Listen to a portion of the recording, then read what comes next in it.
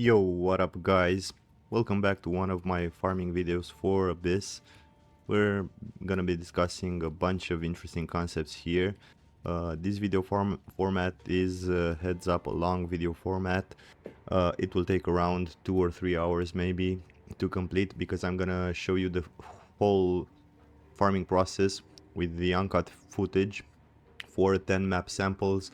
If you have been watching my channel recently, I've been putting out a bunch of those videos and they are doing really well for a starting channel, so I can detect a lot of interest at this point in the league for these types of videos, which actually are meant to give us a better sense of what farming strategies actually work out and how do they correlate with the builds that we are supposed to be putting out for the type of farm specifically. So I'm gonna give you a bunch of details and concepts that have worked out for me, and also keep in mind that I will include the chapter breakdown for each and every single map. So if you don't want to watch the entire video for about 2 or 3 hours or leave it in the background somewhere or on a dual screen setup while you play the game,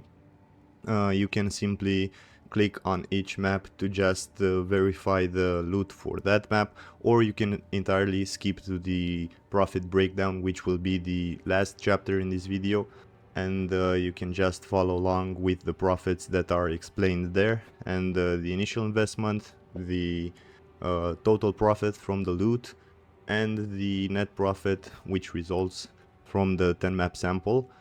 I've been actually watching the market here because the league, as you know, started more than 2 months back, and a bunch of players have already switched to other ARPGs.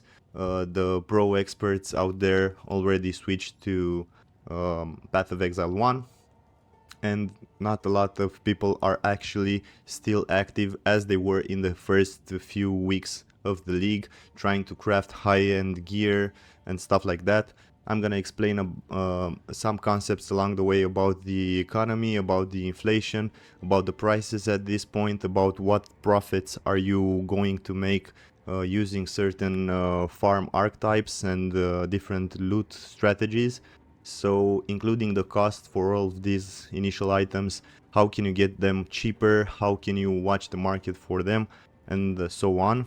But as you follow along the video, I'm gonna give you a bunch of tips and tricks, and also I'm gonna explain some of the mechanics which I'm also seeing in the farming and end game mapping.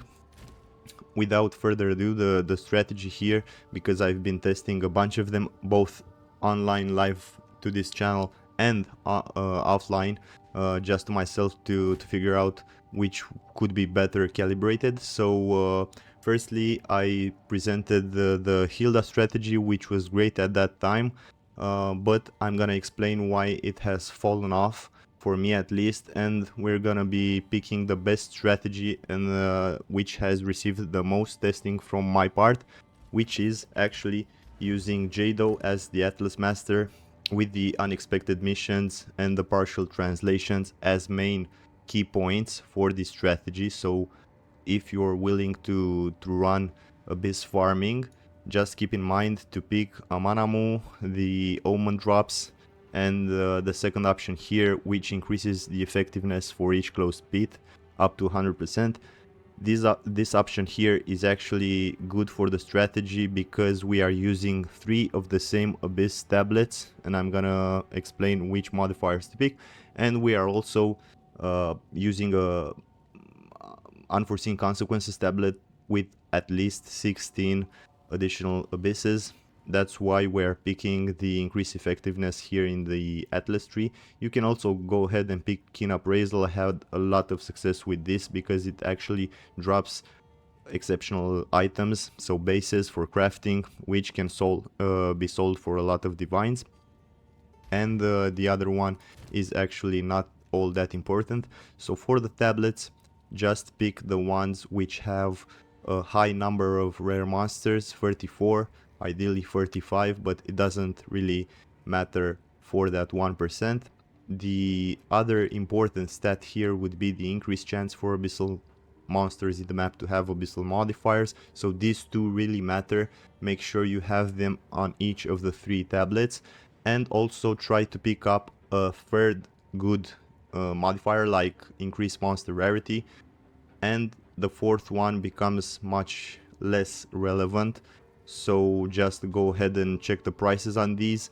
My advice is to watch the market and buy them when they are around 30 divines, so you can probably snipe them for 28, 29, 30 divines, maybe sometimes 31 divines, but don't overpay for these. The actual value of the market in the last 2 weeks, as I've been testing, is around 30 divines.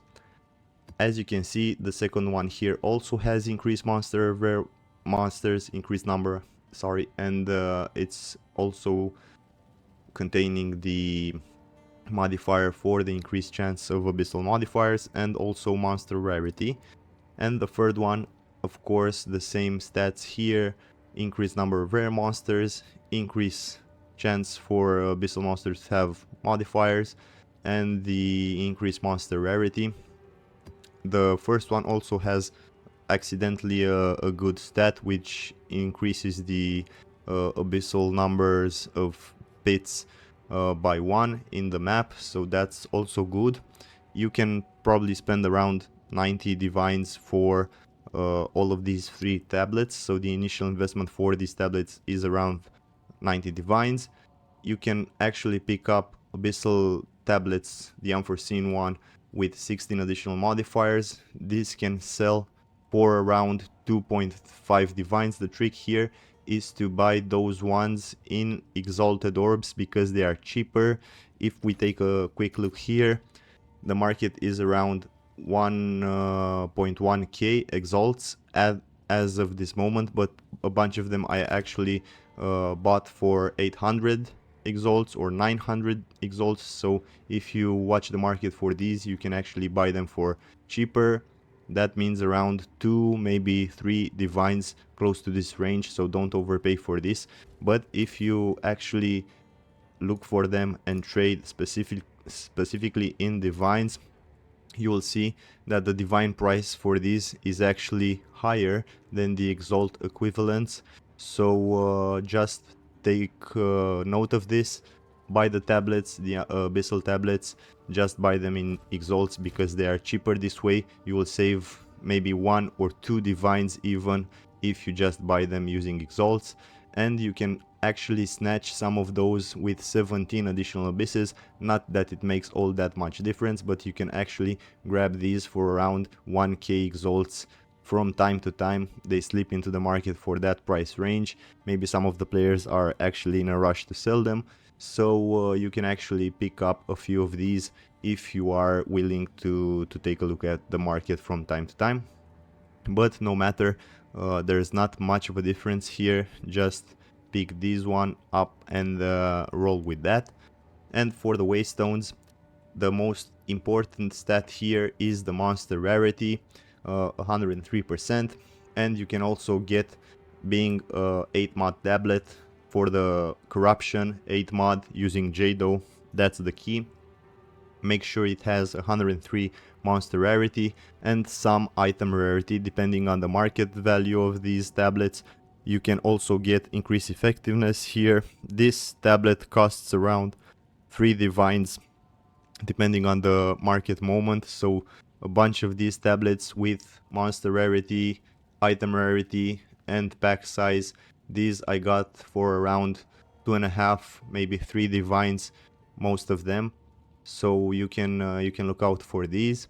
And the higher cost version would be 103 monster rarity and around 40 item rarity on the tablet. You can actually pick those up and snipe them for 3 divines from point to point, but they actually cost around 5 or 6 divines most of the times. I've actually picked these up, these 4, for around 4 divines. So if you're willing to have some patience and look for the right stats in the market when completing other maps, just do a quick search and probably you'll find some of these for around 4 divines or equivalent. and keep in mind, don't overpay for these ones, just go for around 3 divines each. So the initial cost with the 3 divine waystone and the 2.5 divine, maybe 3 divine abyss tablets, let's say another 60 divine initial investment for the 10 run on top of the 90 divine. Yeah, I'll admit it's a high ceiling to start farming this strategy. You'll need at least 150 divines to just start the basic setup here, the strategy, but I'm gonna show you why it's actually worth it in my last video and my last 2 videos. At least we've been profiting a lot from this strategy, around 100 and plus divines for the 10 map sample in the last video at a price point really higher, 150 plus divines net profit. You can go check that out, but I'm gonna show you today how much profit can we make. Keep in mind also another good thing here to keep in mind is the fact that due to the lesser demand in Omen of Lights, we actually see that the price here has dropped from 13 divines per Omen of Light to around 10 divines for each Omen of Light that you find. So the Abyss farming strategy using Jado actually revolves around high number of Omen of Light drops, so that's where we get the bulk of our profit. And consider that 2 months into the league, with lesser players being active and higher number of players reaching the end point of their build and min-maxing it, there's lesser and lesser demand, at least for now, for Omen of Lights, and the price has dropped to around 10 divines. So we are tracking the high number of Omen of Light drops, but comparing with 2 months before of this video, the price actually has dropped, so that kills part of our profit, around 25% of it. So the strategy could be considered as good as those videos were showing, but just keep in mind that inflation actually kills some of the profit, so we don't actually have a solution for that as of right now. Depending on how players demand certain items, that's what your profit is going to tell you. So let's jump, guys, into the first map and see how lucky can we get. I've actually been upgrading my build, the new edition from my previous video where I showed you guys that I've upgraded the bow here, which has around 1.1k DPS. Also upgraded my boots. You've seen that in my previous video, but it only had sanctified 40% increased movement speed. Now I've actually placed the rune of the chase, and I have 45% increased movement speed from these boots because I've changed my gloves, and the corruption here allows me to use 3 sockets, so the lightning resistance I was lacking and occupying the slot in the boots, I've actually moved here on the gloves. And these gloves are actually a very high cost item, probably best in slot for Deadeye Ice Shot build, because it can roll due to Cole's Hunt. It can roll the modifiers for the marksman, and I have +2 levels to all projectile skills, 40% increased projectile damage, and a bunch of flat damage, tier 1 physical, tier 1 cold, and also tier 2 increased critical damage bonus, which becomes a premium stat at this point of min-maxing the build.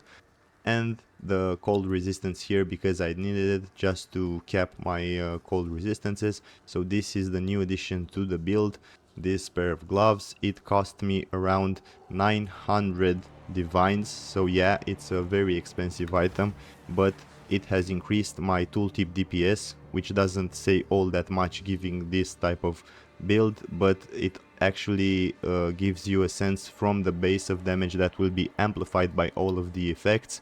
I used to have around 100k, and now I have around 150k, which is a 50% almost increase to the tooltip just from switching my gloves to these ones. So yeah, 900 divines, that's a lot, but it actually increased my damage by quite a lot, so yeah, it's worth it from my point of view. Let's jump into the farm. The really annoying thing here, which happens when you upgrade the level to the projectiles, is the fact that each shot will be more expensive mana wise, and if you are not moving fast enough to kill a bunch of monsters and drop those mana remnants and picking them up, you might actually see that sometimes you need to press mana flask in order to compensate for the mana cost. If you are also using other mana leech mechanics, that could work as well. But for the time being, I don't mind pressing my mana flask now and then. It's not all that much because it actually stays full most of the time. So yeah, the first thing here for this map. Another one, the second divine. Yeah, just at the start of the map.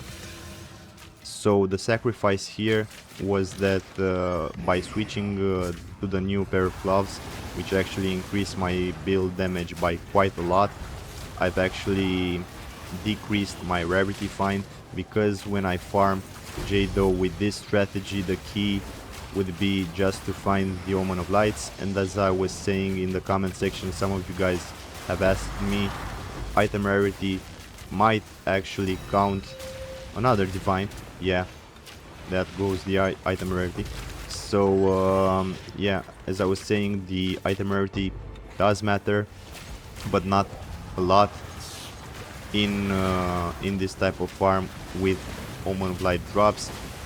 There's a plateau here. You actually are probably wise to reach 100 plus rarity find on your gear, generally speaking, but don't overdo it.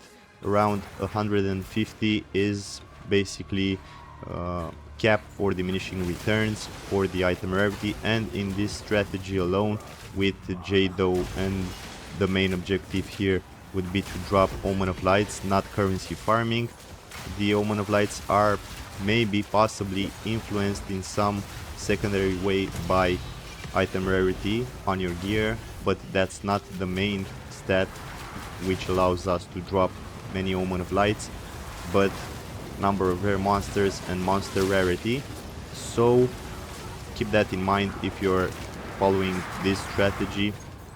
The sacrifice for the item rarity is not all that important. It's more important to have higher clear speed, so higher damage or movement speed, as I did the combo there, because as of this moment the tooltip, you can see it's close to 1,000,000, and also I only have 126% increase item rarity on my gear. Used to be closer to 150, but I haven't actually seen all that much change in my farming after the change. So the only strategy which I think was affected by this was the Abyss strategy using Hilda, as I was saying, because when I had higher rarity for that one, that the type of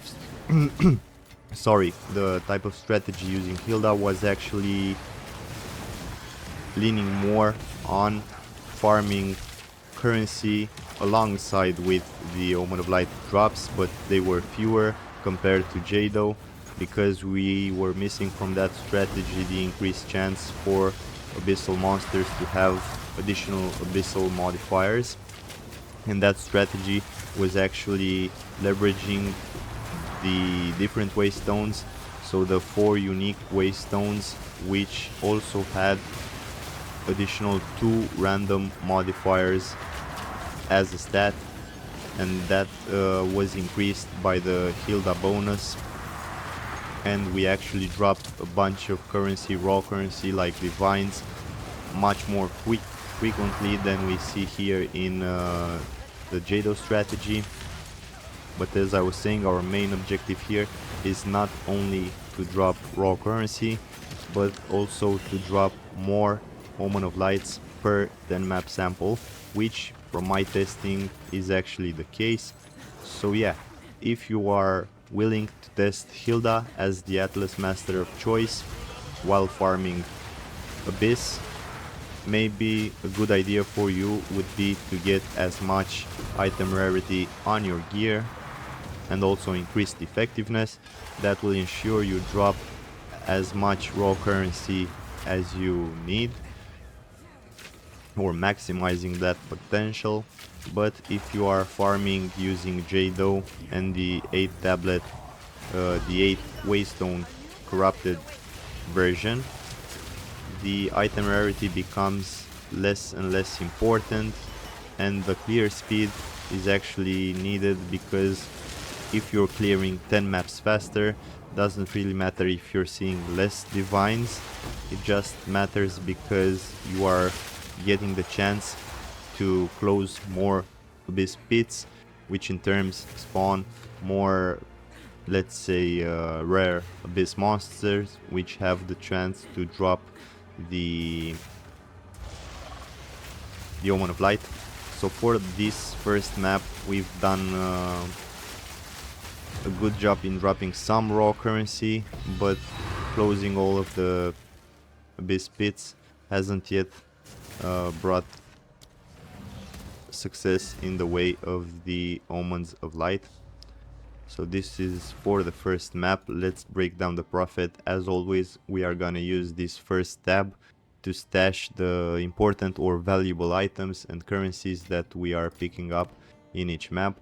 So for the first map, we just got 3 divines as raw currency, 2 annuls, some splinters, 10 chaos, and probably that's about it for the relevant stuff. Let's quickly drop the other stuff in the specific tabs. We are not counting lesser currencies here, neither are we counting the other tablet drops, which actually can be crafted to be sold later for some profit. We are selling the rest because we don't need these. And now let's switch to the second map. Not only did we see a drop in value for the Omen of Lights, but keep in mind that Jado, using Jado, is a bit of RNG because of these points here, like partial translation, which randomly gives you a bonus between 0 and 40% increase effect on explicit modifiers on tablets, and you can roll a low percentage like 0 or 4 or 5%, or you can roll 35%, 38%, closer to 40%. So this is the RNG part here. And keep in mind that using Jado with the corruption for the Waystones, it also corrupts your Atlas map somehow, so the biome is respected being Val City, but the layout here, it will change from Bazaar. If we transverse this map, we actually get the Ice Cave here, so many of the layouts can be actually bad for abyssal farming if they have close corners or if they are tightly spaced together. Another example would be this Ice Cave or Augury. Those types of layouts are not the best for abyss farming, so if you are trying to farm using Jado, you will probably get from time to time unlucky streak of maps and layouts, which actually might affect the drops you're seeing. So don't get discouraged. You simply have to farm a higher sample to get a better sense of why this farm actually works in the long term. That's why I'm trying to make a bunch of these videos using Jado to actually compare each strategy. Check out these runes here and always try to see if there is any valuable currencies in order to pick those up, because they might be worth a lot. Don't spend a lot of time if others are not, let's say, valuable, but do check them out. I've actually dropped divines and greater or perfect chaos. That's your, let's say, currency of interest. If you get perfect chaos or greater chaos for divines, just do that mechanic and you'll you'll improve your profit.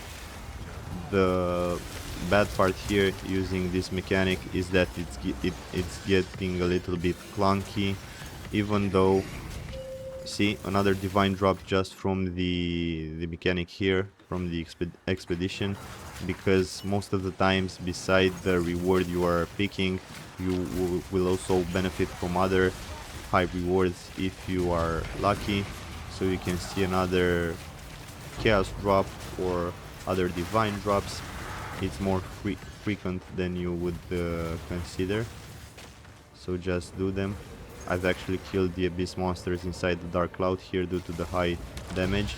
So another advice would be simply when you're spawning the abyss monsters, try as much as possible to give them some room, some space to just spawn the dark cloud, and after a while that cloud disappears.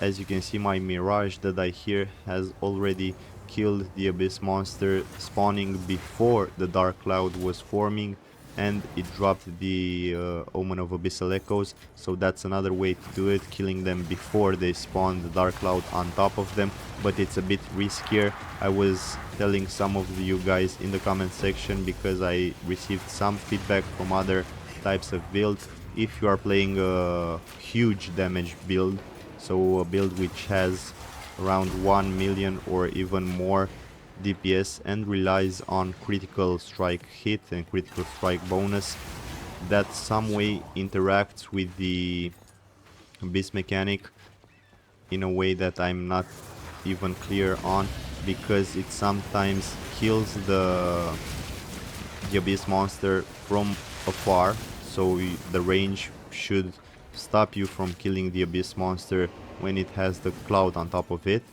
But I've seen cases and other players have reported stuff like this, and I've been discussing with them. If you are at the range and the monster is inside the dark cloud, at some point your hits might actually hit him inside the dark cloud. Yeah, so first omen of light, lucky drop guys, first omen of light in the second map. So even if you are out of range and the abyss monster is inside the cloud and the mechanic says that you cannot damage the abyssal monster inside the cloud if you are not in the cloud with him, it has happened many times around for me and for other players. I'm not sure why, from the damage or the critical strike chance, that you kill the monster from afar and the monster is inside the dark cloud and somehow you damage it, even though it's supposed to not take any damage. And by doing so, the drops from that monster are not high tier omens like Omen of Lights or Omen of Abyssal Echoes. See, here just my Mirage Deadeye is killing them while they spawn. So I didn't even shoot in their direction. That could be in some ways good, but in some of the times that could be actually unlucky, because they will get killed inside the dark cloud. I don't know exactly how, and they will not drop you the Omen of Lights that you are seeking. So as a bypass or safety measure for this type of scenario, which I'm telling you guys about, is to actually be more careful when you trigger the abyss monsters and try to lure them out of the dark cloud, or wait until the dark cloud is dissipating, and after that simply you have a 5-second window in which to kill them. So just focus your DPS in that 5-second window and make sure you are clear of the dark cloud. This way you might actually improve the rate at which you see the Omen of Light dropping. That's just from my experience and my testing, but it might actually help you guys. So the other RNG factor here, which you can tell from Jado. So yeah, 3 greater chaos orbs. This is actually worth doing. As I was saying, the RNG factor for the Jado, if you have lesser role on the bonuses, as I think we had in the first map, and I think we also have in the second map, would be if you are seeing monsters spawning out of the abyss pits and they are not predominantly having a Manamu influence or modifiers. That means that the effect of your 3 tablets with the increased chance are not buffed well enough by the Jado strategy in the map, which translates to spawning a bunch of rare monsters from the abyss pits which are not influenced by a Manamu. So that another divine drop for the mechanic here with the expedition, and another 2 chaos orbs on top of that. So as I was saying, guys, just do them when you see valuable currency like chaos orbs, greater chaos orbs, or perfect chaos orbs, or even divine, which is much more rare. But just do those, take your time to do those, because you can actually drop some other currencies on top of them, and it's really worth it. I've been also taking a look at other farming strategies which were very popular at the beginning of the league. So the Grand Expedition farming with multiple modifiers and the older saga, and taking a closer look at that strategy. Actually, it takes a lot of time to set up properly. You need to keep in mind a bunch of mechanics that interact with each other. You need to learn the whole reward system and which ones to pick, and they actually chain around and proliferate 1 or 2 runes from one stone to the other. And if that chain gets lucky and has great options at the beginning, towards the end the drops will be significant, but the fight will actually increase in difficulty. So you need to have a very high-end build, maybe a multi-mirrored build, and to ensure that you are actually not dying at the end of the expedition. And also it's even much more inconsistent and has a high RNG in the way that you need to set up the loop properly and have a good chain and have a bunch of runes proliferate from one to the other and know how to reroll them. And there's a bunch of interacting mechanics which are, let's say, discouraging and hard to learn to set up properly from the beginning. So that's why it's a tougher sell, the expedition farming, and it's also, in my opinion, not as straightforward and profitable as the 200 delirious Abyss strategy. Let's count the profit for the second map here. So we dropped our first Omen of Light, which is great. 2 raw divines, 8 greater chaos, 9 chaos, and 3 echoes. Bunch of other stuff here. The gold ring, is it worth anything? Yeah, it's worth something, but not a lot. We are not counting it. Let me quickly stash it here. Maybe this as well. Okay. Let's also count the splinters, because at the end they will generate some profit. Let's drop the other currencies in the tab here. These are our supplies. I'll probably sell the rest of the stuff because it's not worth anything. And stash the tablets away in a separate tablet tab here, so we can continue to the third map. So the first 2 maps started off slow, but no worries, probably will at some point get a bit more lucky. Let's jump into the third map from the sample here. Try to figure out which profit is still relevant to these Abyss farm strategies. I was surprised using this Jado strategy a lot, let's say in the last 2 weeks, it had good results for me. The most impressive results when it came to Omens of Light dropping, I've actually reached, and you can see that in my latest video besides this one. So the previous video is showing how in just 10 map sample I have dropped 16 Omen of Lights, so that's 1.6 Omen of Lights on average per map. I had multiple cases of maps where I have dropped 3 Omen of Lights in the same map. Primed Quiver, that's actually devalued at this point in the league because everybody has it. It was very valuable at the start of the season, but not as much this time around. So yeah, speaking about the game economy, a lot of things are quickly changing because the dynamic in players and the requests they have for different omens and different drops.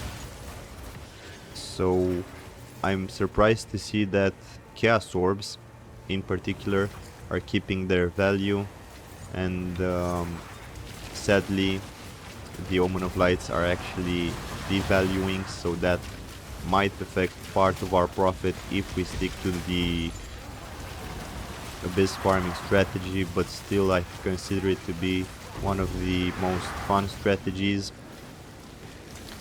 It's pretty straightforward. Once your build reaches a certain point, the strategy becomes easy to pull off.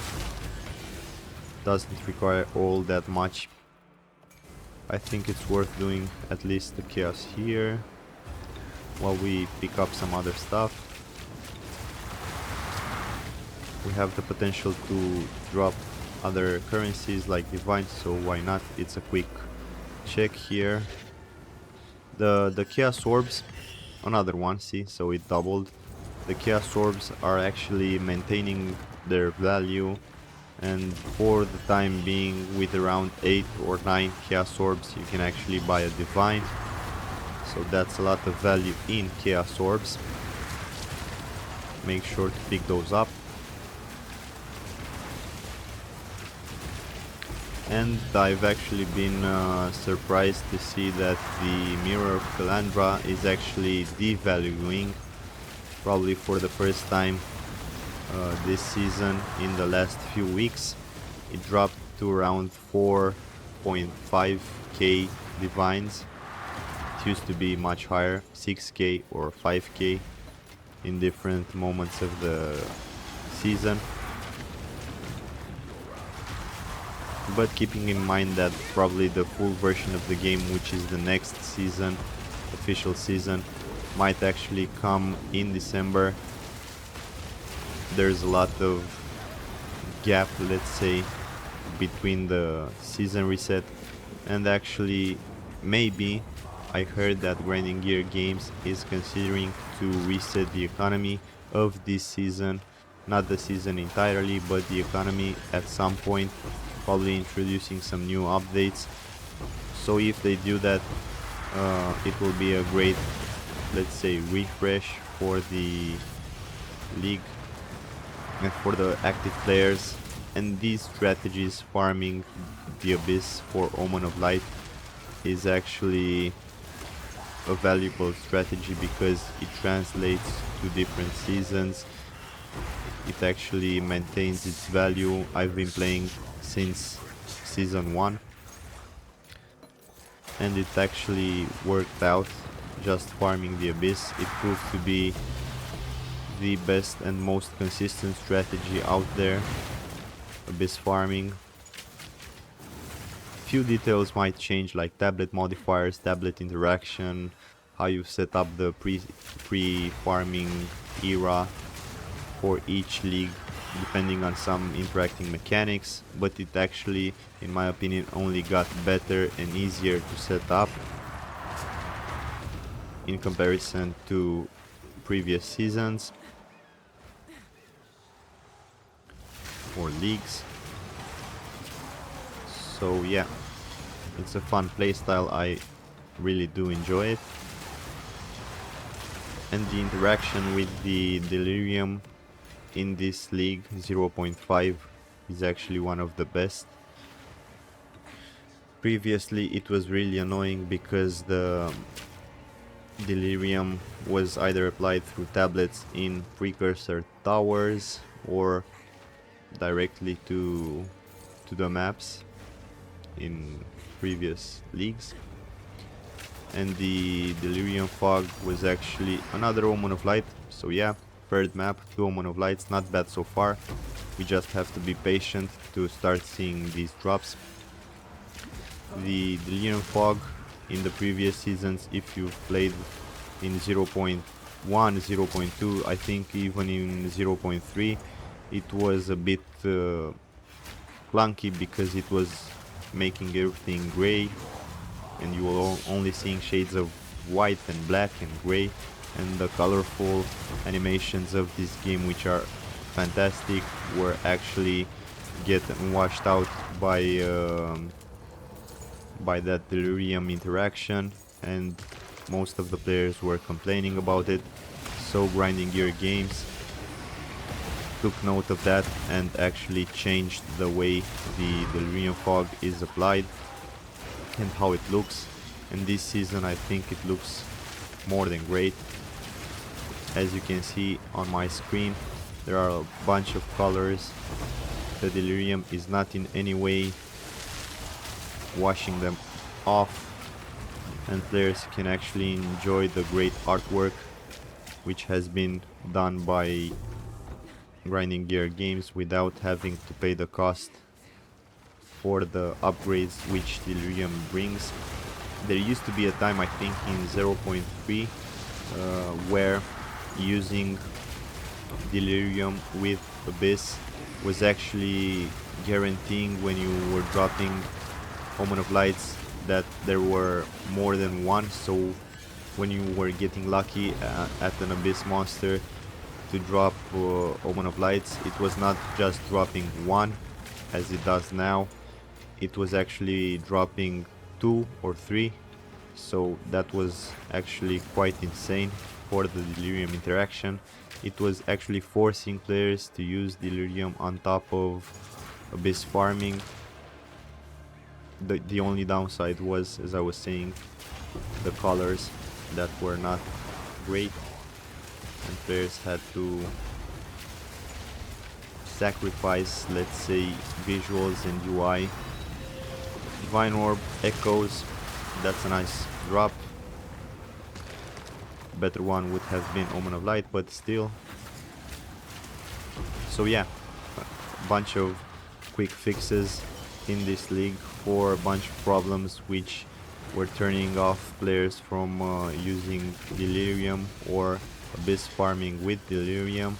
And also the 200 LE mechanic right now using Grand Mirrors is actually quite nice, easy to set up once you get the hang of it, and the rewards are really great in increasing the juice in the drops. So yeah, I really do enjoy how they balanced the mechanic here. Abyss and Deli, these were the favorites from the beginning, I think, for most players. I know for me they were, and still are, as you can see. This type of mapping and just killing monsters, bunch of them as they spawn, using increased number of rare monsters and Headhunter's Belt is really the core mechanic for the game. I think maintaining it cool and funny and enjoyable with those drops and things. Omen of Light, just as I was telling you guys, this is the moment where you actually get to enjoy the game when the dopamine hits. So I come back to this each day to farm more and more and upgrade some of the gear and min-max the character, even though the league is in its third month. I haven't gotten bored with the league, so I now enjoy farming. Actually, I enjoy farming more than I did in the first few weeks or first month of the league, because my build is actually much more balanced right now. I've sacrificed some of the defensive layer for some increase in damage, in critical hit. Probably I'll show you in another video how I balanced this build. Since the start of the league, I have other videos on the topic for the Deadeye Ice Shot build and its evolution, how it worked out for me. Preserved Cranium, as you can see, this drop, I think it's considered very valuable. Let's quickly price check it. Yeah, it's 12 divines per this cranium, so it's actually more valuable than Omen of Lights are right now. Lucky drop, what can I say? The third map so far was the luckiest map in the 3 that we've finished.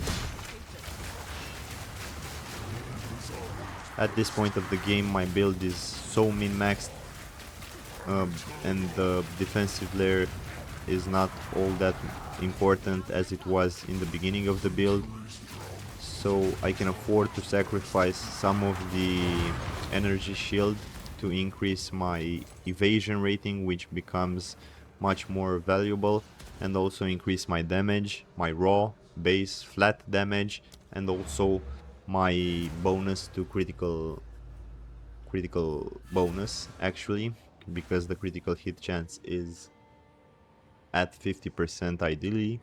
So yeah, let's quickly check the profits here on the drops from the third map.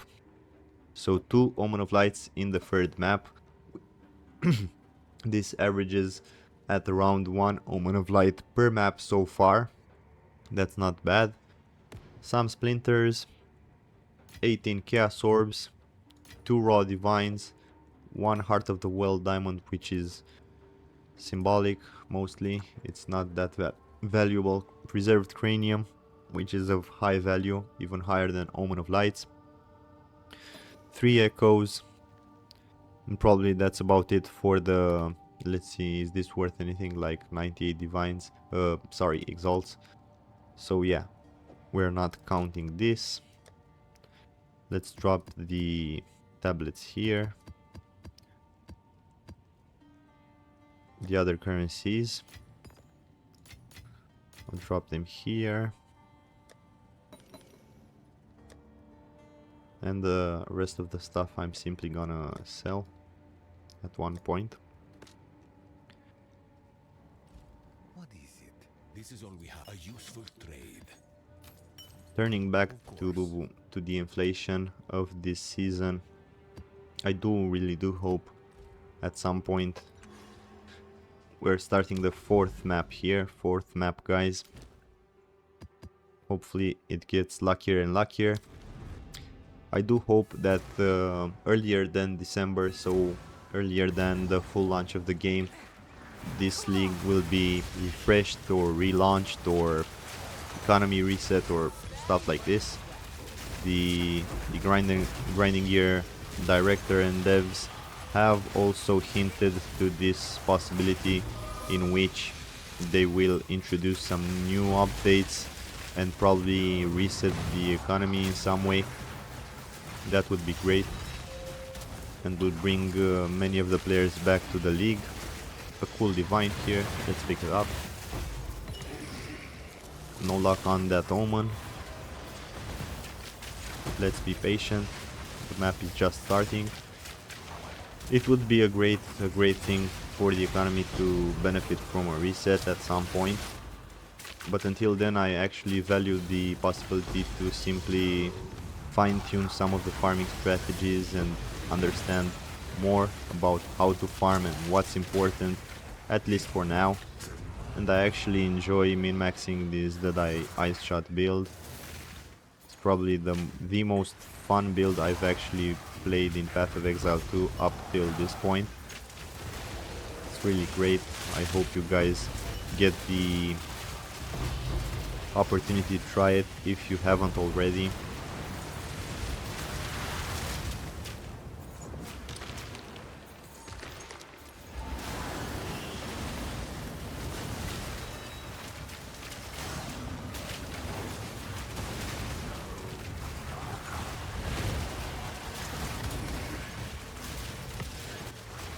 Even if I've sacrificed some of the energy shield as a defensive layer, you can see we are still freezing entire screens, and that's even more important because it actually gives us the opportunity not to get hit by stuff due to the high DPS.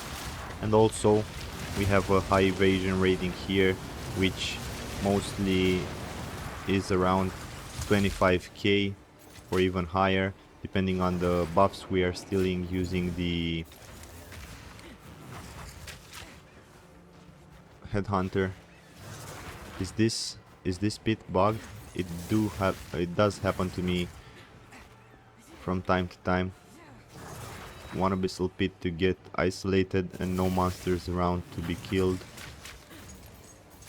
and it doesn't spawn the abyssal monsters, which is a bummer.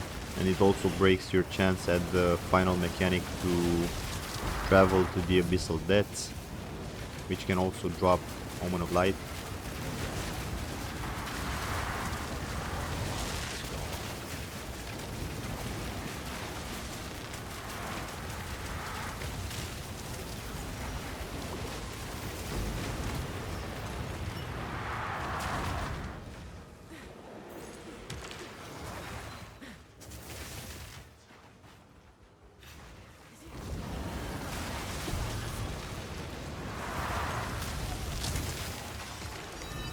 Divine from the coffer. I've mentioned this in a couple of my videos. Don't forget to click those coffers. Yeah, I think this one is bugged. I can't see anything around it to kill and to get it to trigger. That's unfortunate, really is. No matter. Let's keep going.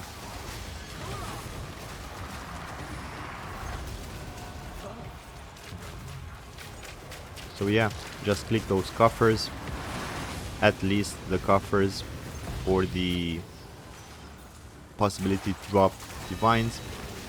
And also don't forget to pick up the splinters, because they translate to simulacrums, and those sell for 3 divines at least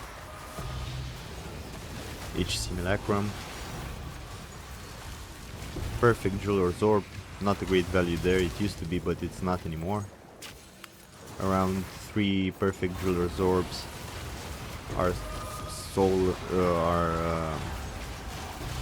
for 1 divine in this current market.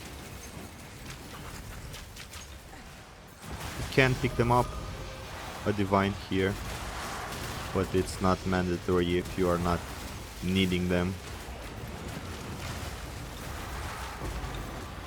The Exiles are also following the Chaos Orb trend in keeping their value. For the last 2 or 3 weeks, I've seen that 1 divine has not decreased actually in Exile cost, because it used to be around 400 exalts for 1 divine or even more, and now you get less exalted orbs for 1 divine, mostly 350 or 60. And I speculate that one reason for that is that the later stages of the league, where players already have a bunch of higher currency, does not create the incentive for other players to pick up the exalted orbs, and there's less and less of them on the market, the exalted orbs. That's why they are higher in cost when comparing to their equivalent value in divine. And I've already mentioned to you guys some tips and tricks. Some of the items that you are looking for, like waystones and tablets, for the most part have their prices actually lower and cheaper when using exalted orbs to buy them. So probably that's another interesting mechanic where you fine-tune and calibrate the prices for some items using exalted orbs to differentiate at a much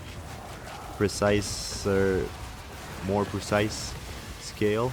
So if you're doing so, you actually price your listings, your items using exalts, and while listing them in divine you are roughly estimating to a higher ceiling. That's why we see for some of them the prices being listed in exalts and being actually cheaper than the equivalent listing in divines. So it becomes another factor why exalted orbs are actually growing in value with respect to divine orbs and not the other way around, because it used to be that after 1 or 2 weeks into the league, divine orbs were actually valuing more and more exalted to a ridiculous amount, where you can actually buy one divine for 2k exalts and stuff like that. That idea, that phenomena that was happening was actually making rendering the exalts useless. So yeah, it wasn't a very good thing for the economy, but somehow this season it didn't happen. I've actually watched the prices for the exalts compared to divines, and I think the peak value for exalts is actually right now, since the first 2 weeks of the league. The exalts are getting more expensive in comparison to divines, as they used to be, of course. So that's a good thing in some ways. But yeah, probably due to the fact that no one is actually picking them up, or at least not as they used to at the beginning of the league. So there's scarcity.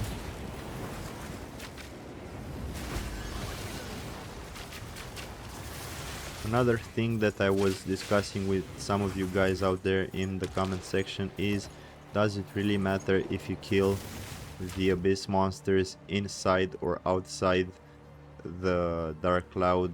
I mean, before it spawns the Dark Cloud or afterwards? So no, it doesn't. If you can kill it fast enough and you take a small risk there, you can drop Omen of Abyssal Echoes or Omen of Lights, even if the Dark Cloud hasn't yet spawned and the Abyssal monster hasn't yet gotten out of the Abyssal Pit all the way through. If you have a high DPS build, you can actually kill it before and still drop the Omen of Light, and you'll see with some delay that after a while the Dark Cloud starts forming on top of the monster, which is already dead and has already dropped the higher tier currency. But that's a risk here, because as I was saying, the critical strike to high DPS builds some way breaks that, I don't know, restriction in which the abyssal monsters can be also killed inside the Dark Cloud, which quickly formed around them. I think it might be something, this is pure speculation, I haven't actually have any evidence for this, but maybe due to the fact that you are using Garrican's Resolve, which bifurcates your critical, and maybe it re-rolls after the hit is actually landing on the mob, so it introduces the damage with some delay, I guess, and meanwhile the Dark Cloud might be just forming on top of them, and for that reason it probably somehow kills it inside the Dark Cloud, and doing so it actually doesn't drop the higher tier omens and just the lower tier ones. I'm not sure, it's just a wild guess. So no Omen of Light dropping the 4th map, just 7 echoes, 12 chaos, 7 divines, which is not bad if we count raw currency drops, 2 annuls, and 100 splinters, 1 greater chaos, and that's about it for the relevant part of the currency. Let's drop the other currency stuff here in the currency tab.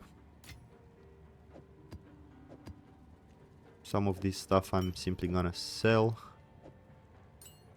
but the tablets, I always stash them, and after a few tabs I'm rolling them to see which of them are valuable, and you'll be surprised that many of them sell for, I don't know, 5, 10, 15, 20 divines a piece. Not most of them, but some of them. So yeah, they are still worth picking up. So that's it for the 4th map, I guess. Let's do map number 5. Still the same Waystone stats with 103 rarity, 29 item rarity and some pack size, and 16 additional abysses as our final tablet. We're using the same formula. Let's do the map with the assembly. So yeah, quick recap. Jado, this is the setup. Corrupted Waystones using 4 prefixes and 4 suffixes, so a total of 8 modifiers on the Corrupted Waystone with monster rarity. These are the tablets. And this is the unforeseen consequences for the 16 additional abysses, because we are picking increased effectiveness on our Atlas tree for each closed pit. So yeah, that's the main mechanic here. It's quite simple, quite straightforward, and it works like a charm. I think it's one of the best strategies out there, even if it's a bit RNG and at some point inconsistent. If you are farming a lot of maps, you can see that it actually pays out in the end. For this map, the first pit didn't contain abyssal monsters with a Manamo, which might be an indicator that the roll on the Jado stat is not all that high. But let's see another abyss here which hadn't rolled Manamu. If we close like 4 or 5 pits in the map and no Manamu monsters are being spawned, it might just mean that the Jado rolls are bad, and for that reason we might expect to see less currency drops or even less Omen of Light drops in that map. First echo, it's not a light.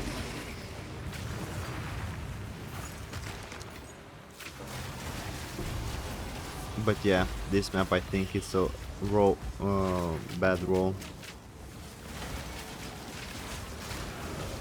We'll see.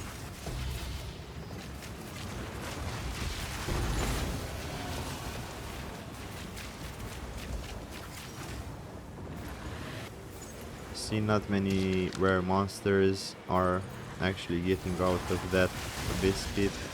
Not sure if it's the layout or the small percentage roll from Jado, or maybe both. This is the RNG part I was talking about.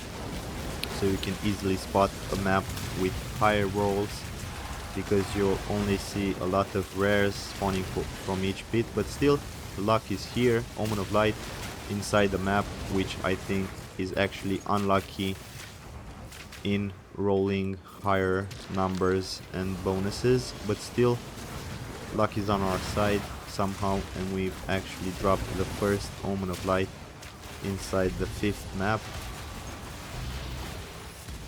So far I think we are 4 Omen of Lights in the 5th map as a total. We'll see what happens further. Another Amanamu monster which tends to spin and become invulnerable. I hope we kill it, but we didn't before the Dark Cloud was forming, so now we have to pull it out maybe. But I think it's stuck there, and we'll kill it from afar. And yeah, Omen of Echoes dropped from it. So the main rule here, from what I've actually read and saw other content creators out there confirm, is that the latest changes to the Dark Cloud is somewhere along the lines that the Dark Cloud is forming, and then for about 5 seconds or so it stays on top of the monster in the same position where it formed, and the monster is now more incentivized to follow you or to chase you out of that Dark Cloud. So you are actually getting a quite interesting mechanic where the monsters from the Dark Cloud previously weren't chasing you and were sticking to the Dark Cloud and returning to it. Now they are actually leaving the Dark Cloud, so the pull method is actually much more easier to, well, pull off. And another interesting mechanic that was added on top of this, making abyss farming even more easy and more enjoyable, is the fact that the Dark Cloud is not present the entire time. It's actually just half of the time, so 5-second period it's present on the screen, and for another 5 seconds it leaves the rare monster exposed, so no Dark Cloud. And if you have the patience, or educate yourself in this way to have the patience to avoid the Dark Cloud entirely so you don't risk anything, probably that's the best way in which you can actually ensure the highest potential for dropping the Omen of Light. Omen of Abyssal Echoes, picking that up, why not? So the second to end part of this map, we've seen some more Amanamu influenced rare monsters in comparison to the beginning.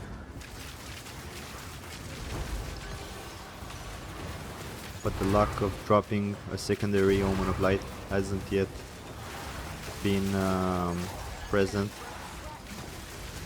in the 5 map sample. Still not a bad run. I think this so far is actually better than average for a 10 map run. The beginning is quite promising, not the best but not the worst.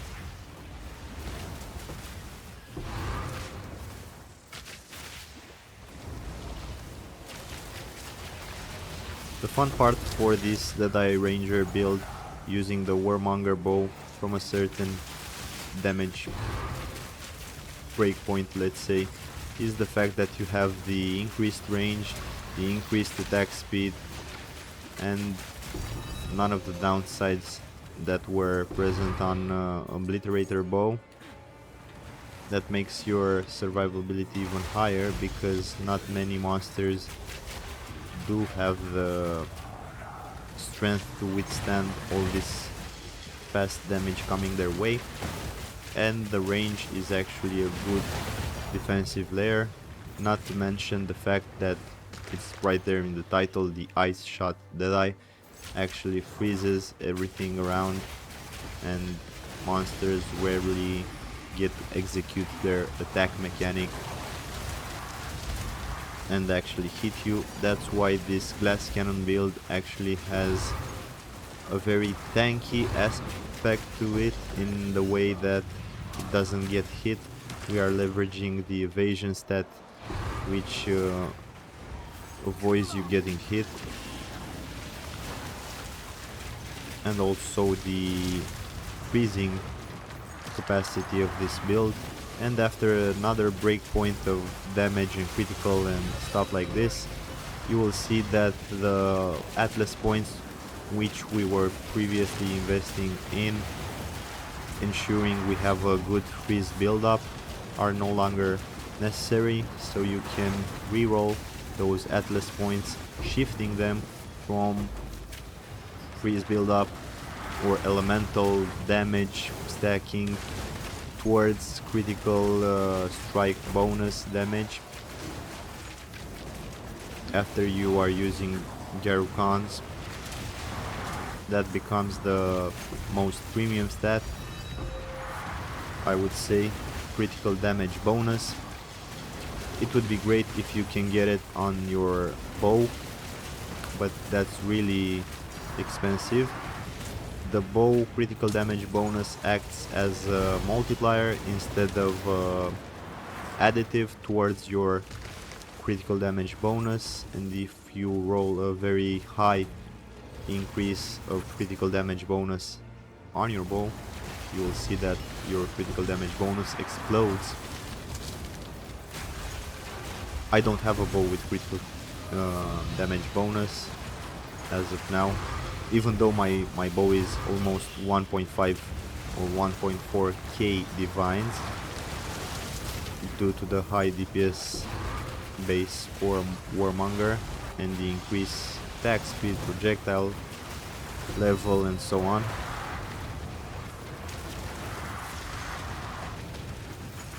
I was complaining about lowering my rarity find, thinking that it would drastically affect my currency drops.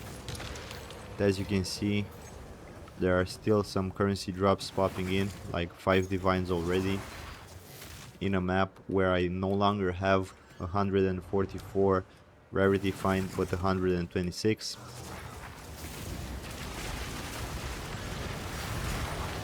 Abyssal Echoes from a monster which has risen before seeing the Dark Cloud. Now we'll just wait for this one, another Echo. I was hoping for a second Omen of Light this map, at least in the first half of the 10 map samples, but I guess not. I'll stop shooting because they are Amanamu monsters. Yeah, my Mirage friend here is sniping them. That's how strong this build is. I can simply just roll, spawn the Mirage Deadeye, and the Mirage Deadeye is killing the entire map without me even having to click the mouse button. It's ridiculous.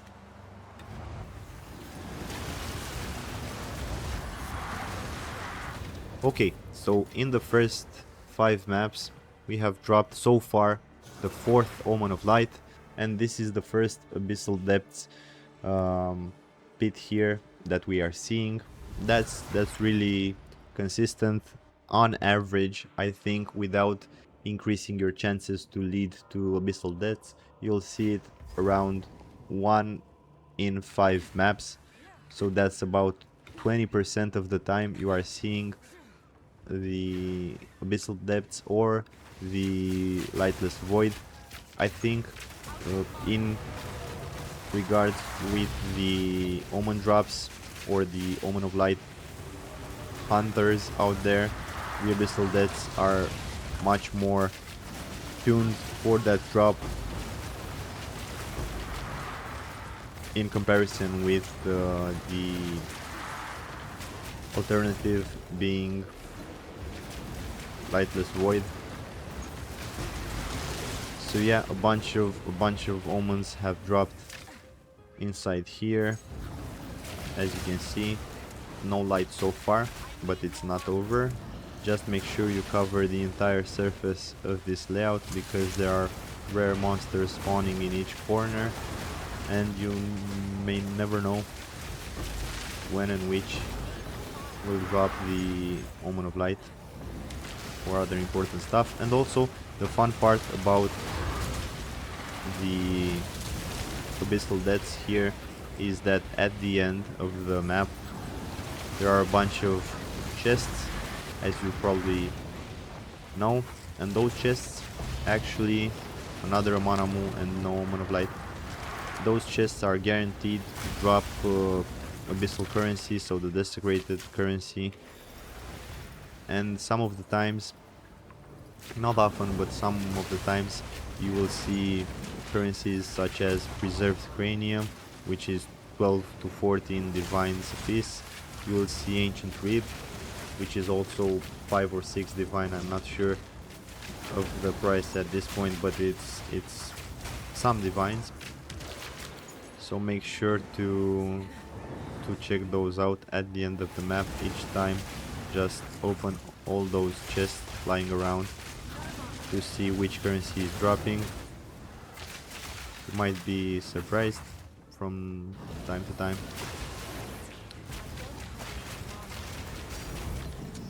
And the pointer here is that at the end of the map, almost every time, I think every time, yeah, so a preserve rib, not the lucky drop, but still some currency in the way of desecration. Each time at the end of the map, I think there's a Manamu influenced monster, so that's almost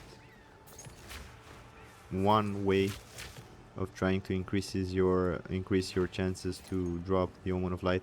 Unlucky this time with regards to Omen of Light, but still we have one drop this map, this 5th map, and some other interesting stuff. Let's count them. So the 4th Omen of Light, 10 Abyssal Echoes, some Splinters, 2 Annuls, 5 Divines, 7 Chaos, and the other stuff is simply lower currency. We'll stash it away.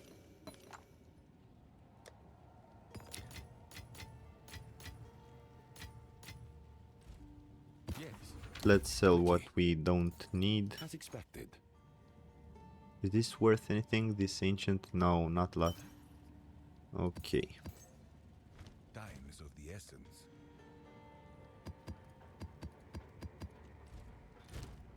Now, let's jump into the 6th map.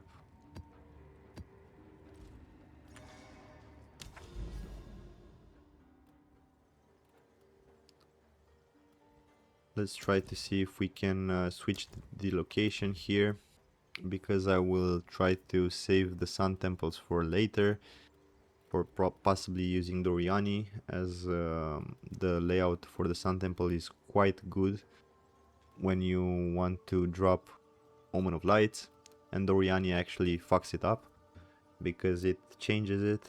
So we'll move to a secondary target here. I've bookmarked some of the areas which are prepared with the 200% delirious on top of the Val City biomes, and I'm trying to simply avoid running Sun Temples with Jado so as not to mess up their layout for now. So this is the 6th map in our 10 map sample. We are trying to estimate the profit this time around, because, as I was saying at the beginning of the video, due to the fact that the inflation is killing some of the prices, it also works in the way of Omen of Light dropping in price from 13 or 14 divines per piece to just 10 divines or less. So at the end of the video, even if we drop a considerable number of Omen of Lights, we have to see how much profit is selling them making us, and if it's still worth it. I think it is so far, but yeah, probably less than before. That's what we're trying to figure out.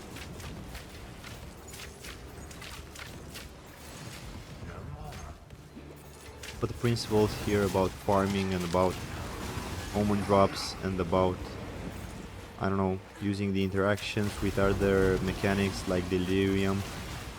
The important stuff here is to get a feel for these mechanics, to learn the types of farm which are pretty straightforward and enjoyable, and actually get a real sense of what this can bring you in your playstyle in the end game, in the mapping, farming, and so on. Because other mechanics like, I don't know, breach or ritual or even expedition, not to say temple, have always been shifting around dramatically and have always been a bit clunky and harder to set up and to understand all the interactions, what you need to keep track of, how inconsistent their drops are. It requires a lot of patience and a lot of care on setting them up properly. You have to really get into that mechanic to at some point get lucky enough to get some really competitive drops from farming those mechanics. And I think it's more of a hustle than it is a reward. And the feeling of the game, that's what I'm always trying to get at. It's not only about the net profit or the amount of divines per hour.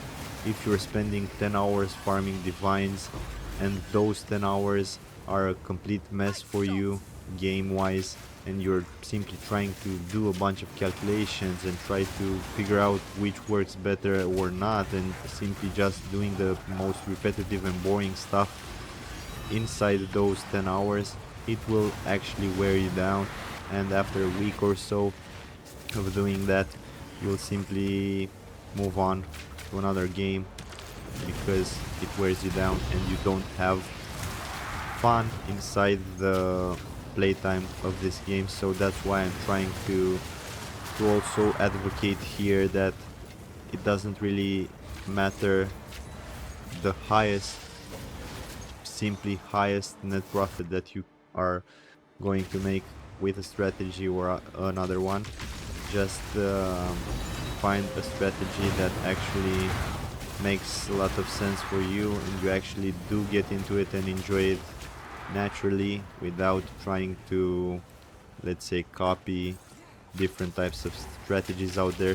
For example, I've seen a strategy from some creators out there which involves gold farming, and you have to set up those gold farming in a bunch of different ways. You have to buy some specific items, you have to use some specific tablets which increase your gold drop chance, you have to be inside the party to increase the drops in those types of farm. And yeah, maybe you then have to go on certain Discord servers and try to look for people that are interested in paying divines for that gold equivalent. You have to do a bunch of shenanigans which are actually so boring and so unpleasant to do. And yeah, some of you guys out there have been making a point that those types of farms actually per hour on average might actually be competitive and make a lot of sense at one point of the league or the other. But again, if I were to choose between Abyss farming and farming some repetitive, dependent of other players strategy like gold farming just to increase my rate of divines per hour from a decent amount like 60 or 70 divines per hour to 10 more, let's say, and try to use a different, more boring and annoying mechanic to do that, my perspective is that it's simply not worth it. And yeah, don't try to do that, because the key point here is that you have to enjoy the game. Why are you trying to farm desperately? Is just to upgrade your build, right? To min-max your build and get to a certain point where you can kill everything and wipe everything out with ease and not be afraid that you're dying and stuff like that.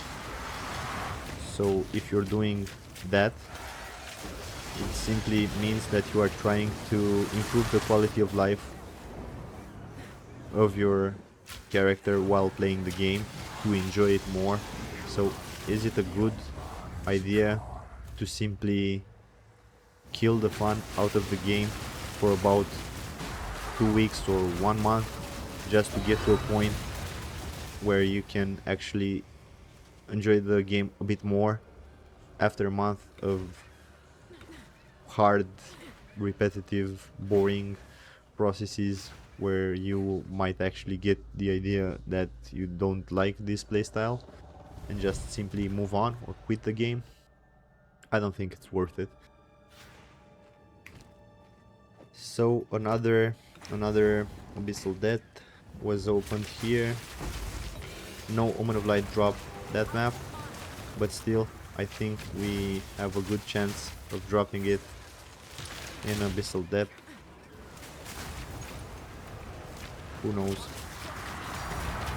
Echoes. Why? Why echoes? Should have been Omen of Light. Come on. We have to get lucky at some point, because I think our luck was not inking that much in the last two maps. No thinks, guys. Let's think more.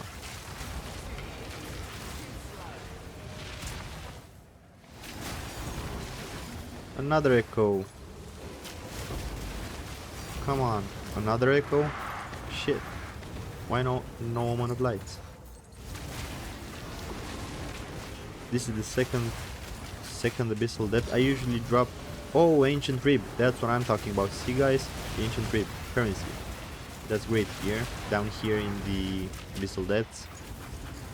Ancient Rib and Preserved Cranium are a nice drop. Look out for those. That's why it's important to try to kill every monster and open every chest. Because, yeah, you can really get some value down here.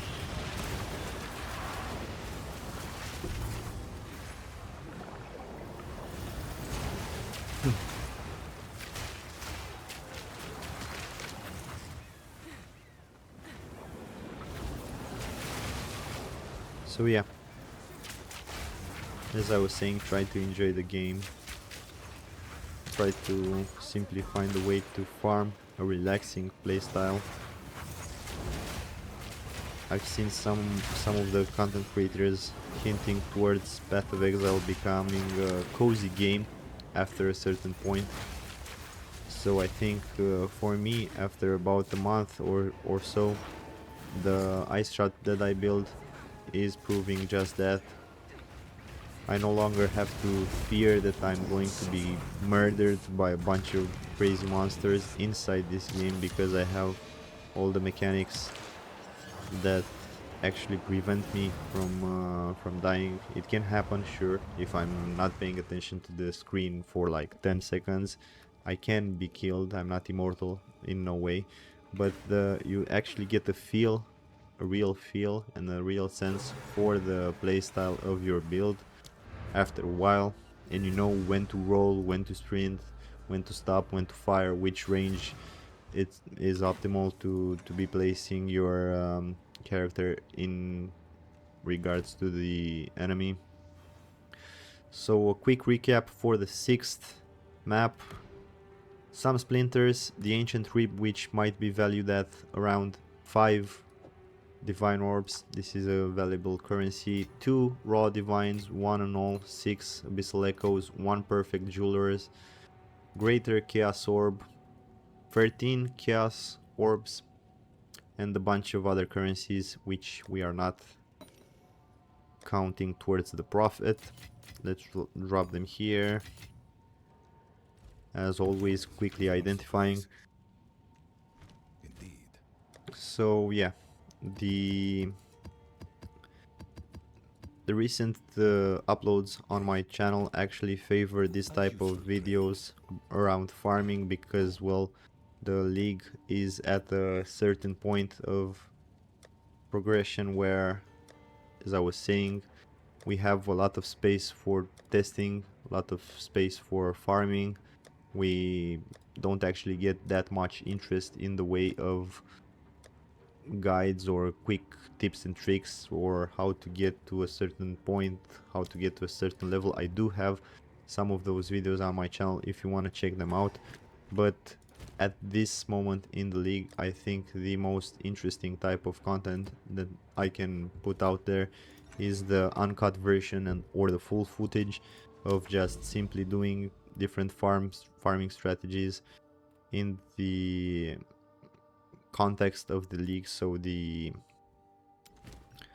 Val City maps containing 4 tablets, and fine-tuning the best Abyss strategy that I'm using. I'm curious about the Breach strategy. I've seen some creators arguing that it might be a good currency, raw currency drop strategy, using the Val Cities with the 200% Delirious on top.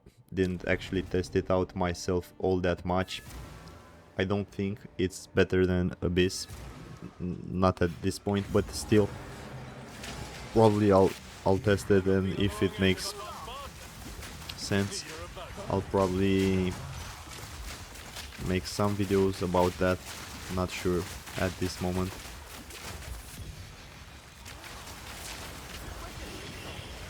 But I've seen a lot of you guys actually enjoy this type of format, so the 2-3 hours of gameplay long format with the commentary as we go along, possibly leaving it on the second monitor from your dual monitor setup, or actually leaving it to play somewhere on other devices while you're listening to it.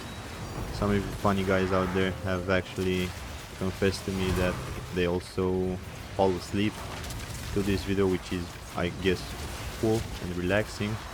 So I really do appreciate you guys tuning in and listening to me rambling for about 2 or 3 hours. I hope some of the rambles do give you some good ideas or make you curious enough to actually try some stuff yourself.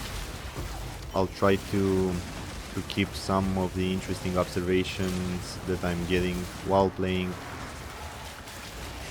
to also present them to you while I'm doing the maps, so it's not only about the farm itself or the profit at the end.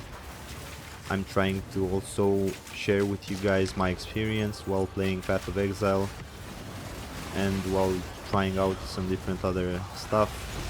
And you actually get to see, this is the interesting part for me, because as I was putting out these videos, I actually get to learn stuff, talking with you guys about certain mechanics in the comment section, because you guys have noticed some of the specifics here regarding the Abyss farming or the pool mechanic, or I don't know, other interactions, and raising some really nice and important questions, which in terms do make me actually curious and wanna sort them out, because I wasn't aware of some of them, including the entire mechanic that I'm using right now to farm Abyss.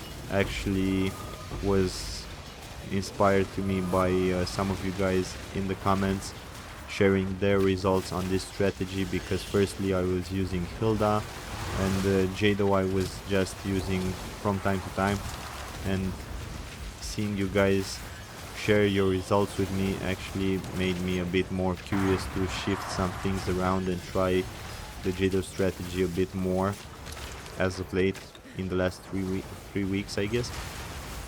And that was actually very helpful and inspiring to me, because I've switched since then my Abyss farming mechanic to using only Jado and the 8-mod Corrupted Tablets, even though it's a bit higher in initial investment cost. I do afford to sustain it and to make a ton of profit and upgrade my build even further, so gotta thank you for that also. It's a process, guys. Maybe I help you out with some of the info, maybe you help me out with some of the questions or the info in the comments. It's a great dynamic, so I really do enjoy it. Hope you guys do as well. So let me just get into some other interesting trivia facts here about Path of Exile and some gossip. I don't know if you guys seen, I've been discussing in my previous videos the problem that was happening to a lot of you guys out there, including to me, which was preventing us from crashing the game as it were in previous leagues, but the gears were turning for around 1 or 2 minutes each map on top of our screen, and the game was being paused until it came back to normal functionality. So I've seen the video that was put out there on YouTube from Grinding Gear Games, explaining this problem. It was about some Nvidia users getting a crash in their drivers because of the shaders of the game and stuff like this. So before reaching out to Nvidia for analysis and support on the matter, Grinding Gear Games tested out a bunch of scenarios to reproduce the issue and to try to figure out which exact component, or I don't know, is causing the problem, so it can be easily fixed. And luckily they figured it out, and the Nvidia let's say duo in this case worked out a fix which they included in the latest driver. So if you are still getting that issue, my advice is just to update your Nvidia driver and you will not get it anymore. For me it worked like charm. I haven't had any problems with the game crashing or lagging or I don't know, making those wheels turn on the screen since I've been upgrading my driver to the latest version. So that's a quick tip. But besides the point, inside the video where Grinding Gear Games are explaining the issue and how they have tested for it in the hope that they will actually fix it, you get some I think intentional teasers to what's to come to the game, either in a later patch or more probably in the version from December with the full release. But still, we have some hints on what's to come, because we've seen that in that video there are some footage, some frames where you have an option to recap your death. So when you are dying, you'll have a UI button at some point. Hopefully it reaches the game, probably it's just in testing phases. You have a button where it allows you to actually analyze or recap the moment of your death, so you can actually see what triggered it and probably figure out a way to prevent it in future encounters. So that would be an excellent idea if Grinding Gear Games will include a recap of the death button. That would be amazing.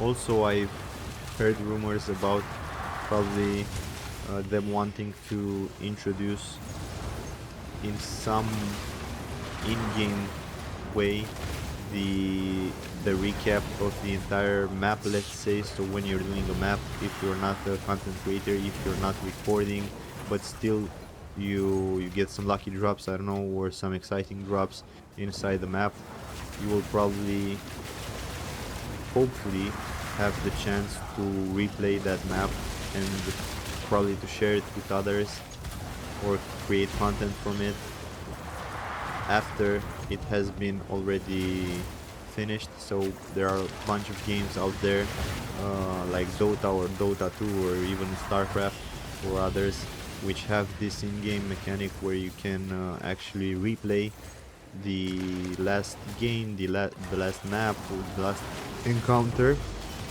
and that would be amazing to see happen in Path of Exile.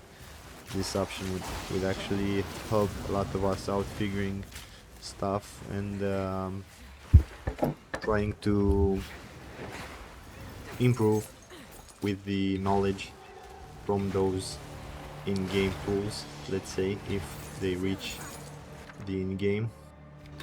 So another important thing here, this was the first part regarding replaying the death or the map and trying to see what's happening there.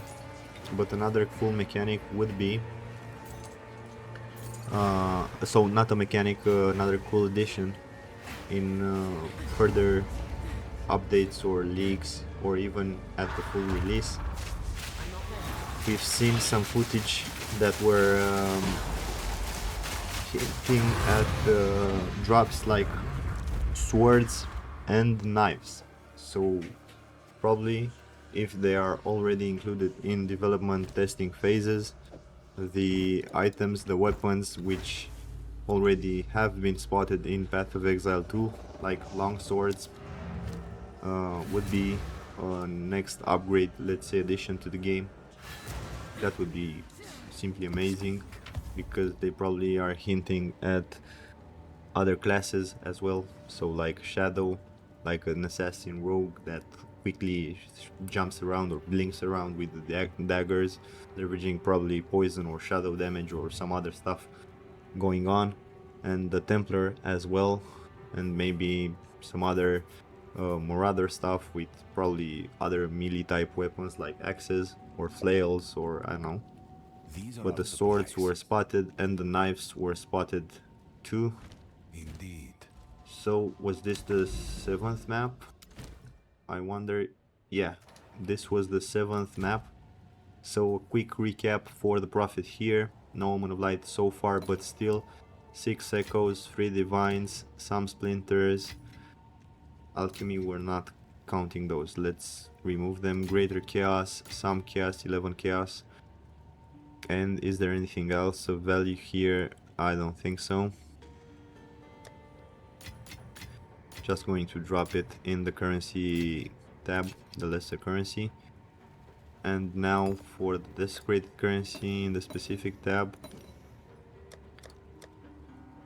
Okay. Full tab of tablets here. Let's drop them somewhere else. Okay. What is it? These are our supplies. Gold is useless to me. Selling these ones. Now quickly grabbing the remaining tablets to jump into the 8th map and see how our luck goes. So which of these, the Val City here, that's a good target. 8th map starting now. Let's see if that Omen of Light drop is actually going our way, because as you can see in the last 3 maps I think we didn't pick up any Omen of Lights, which is rather unlucky. So that will happen with Jado. High RNG, high inconsistency.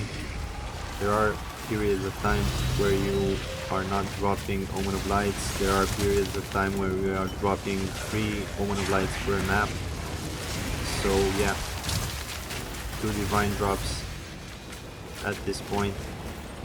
No Omen of Lights, no Omens in general. I think we killed that monster inside the cloud by mistake.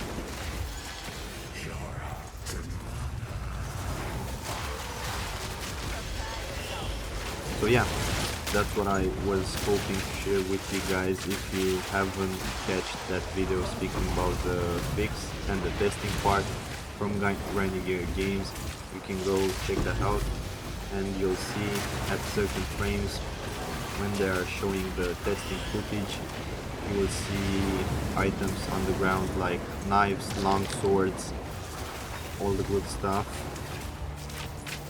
which might actually get into the game at a later point this year, and almost certainly before or at the official launch in December.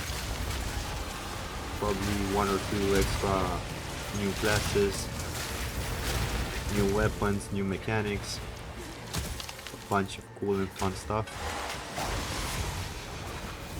The layouts as well, the layouts for these maps which we have been farming so far in this 10 map sample, gotta give you that, the layouts are not great for Abyss farming, so probably that's one of the reason that we are seeing lesser Abyss monsters, rare monsters, and also lesser chances we get for dropping Omen of Lights.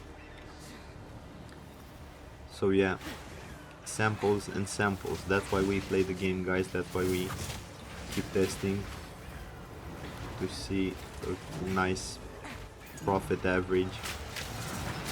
And also this profit average depends on the moment of the server, because of the game interest or inflation are shifting from time to time.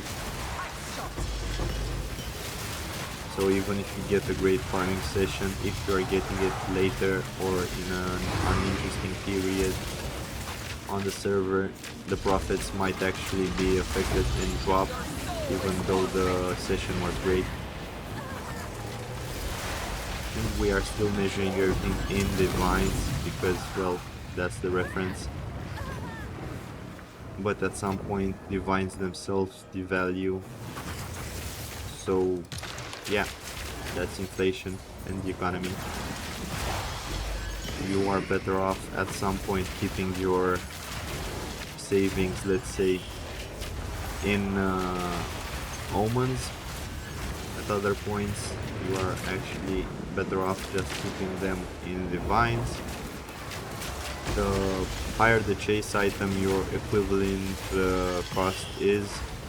So if you are, let's say, considering that Mirrors of Calandra will get more and more expensive, it's a good idea to invest and change your divines if you have all that many in the most valuable chase items. If not, you can actually keep them just in divines, because if you had a mirror 2 weeks ago, that would probably mean 5 or 6k divines, but the same mirror at this point is less worth than 4k divines, so actually you would have lost on the mirror inflation. It would have been better to just keep some of the things in divines or probably other chase items, so you might never know. The profit is a relative thing. What matters is more the mechanic, which you can actually do faster or slower, if it's funnier, if it's sustainable. There are some other cool stuff out there which require you to actually, let's say, the King of the Mists farm, but that's actually limited to how many encounters you actually have available on your atlas at this point. So if you have a wide area on the atlas already, I don't know, discovered, you might have a bunch of encounters available to you, and they all make a lot of profit. So they are easy, they are straightforward, they are not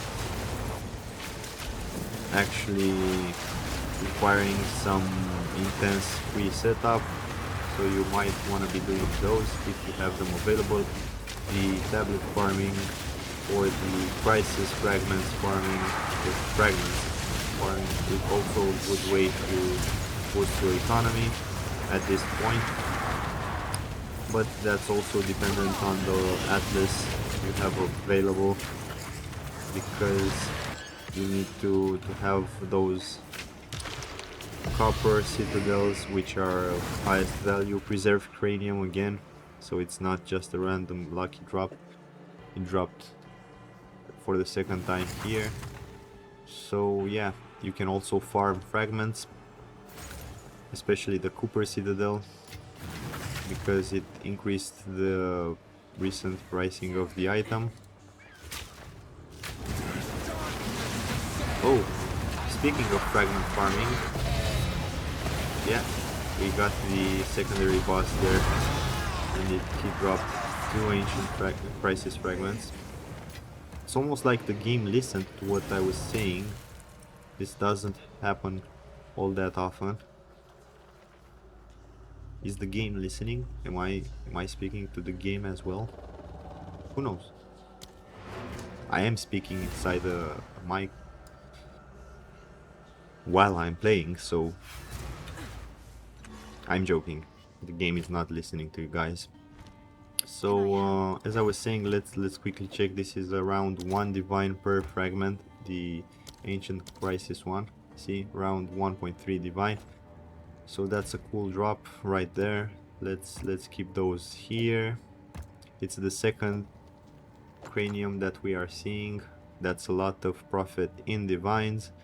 Just 3 divines, no Omen of Light. it's a bad streak for Omen of Light, guys.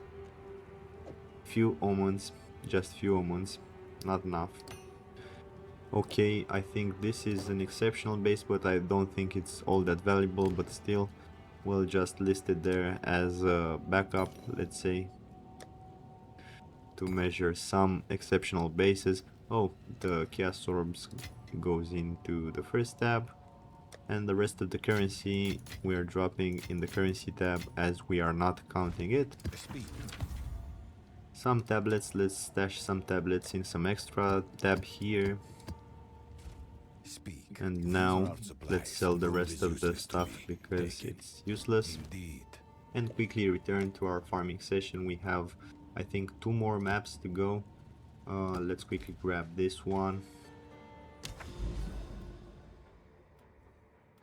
Are we doing a Sun Temple sacrifice here, or are we shifting towards the other targets? Let's quickly check target number 9 here. Sea of Valve City. Let's corrupt these ones. Okay, so this is the 9th map. 2 left inside this 10 map sample. It's, I would say, a below average so far sample in regards to the Omen of Light drops, but we had some luck on ancient currency drops like Ancient Rib and Reserved Cranium. Not a lot of exceptional items, not a lot of currency drops, but still some luck and some bad luck. The main focus of this farming strategy remains Omen of Light, so that's why we are heavily relying on that one. And from that point of view, from that perspective, we haven't yet seen a lucky, let's say, streak as we've seen in the previous video using the same exact strategy. You can go check that out if you want to see how luck really looks like. So far just some echoes.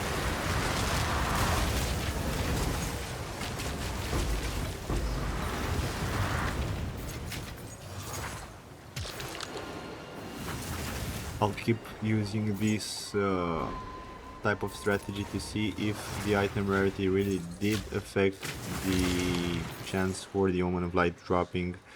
I'm not sure if it did or not considerably, because when I dropped the item rarity from 144, which was the previous value, to just 126, which is the current value, you might get the idea that from 16 Omen of Lights inside 10 maps, I've only dropped 4 so far in 8 maps, this being the ninth map which I'm running. You might get the impression, well, that 20% decrease in item rarity might contribute to this, but I'm not exactly convinced that it is. Probably the most contributing factor here is the RNG from Jado. That's why I'll need to farm other 10 map sample sessions, both offline, and probably share some of the results with you guys in the following days to see exactly at which item rarity the item drops, like Omen of Light drops, are actually affected or not. So that requires a higher testing sample. And it's hard to pinpoint only one factor over the other, at least so far. It's not actually all that straightforward. I wish it were. I wish probably grinding gear games would introduce some, I don't know, in-game mechanic or estimator in which you can probably check the drop rate of some of the items as a baseline and influenced by some other factors which you can scale, but they are not doing straightforward stuff. They like the mystery and the unclarity of some of their interactions, and I think it's a fun layer to the game to just simply have to play and see and test some more in order to find the fine-tuning and the perfect solution for some of the mechanics out there. and I think this also helps bring the community together, because there's a huge effort online to test some of the stuff and to share them in the community, and I think it gives you a cool sense of belonging. The Path of Exile 2 players out there, most of them are great people and actually enjoy the game and share their knowledge, and they are helping others learn what to do and how to do it, and this makes the game much more fun for the rest of us.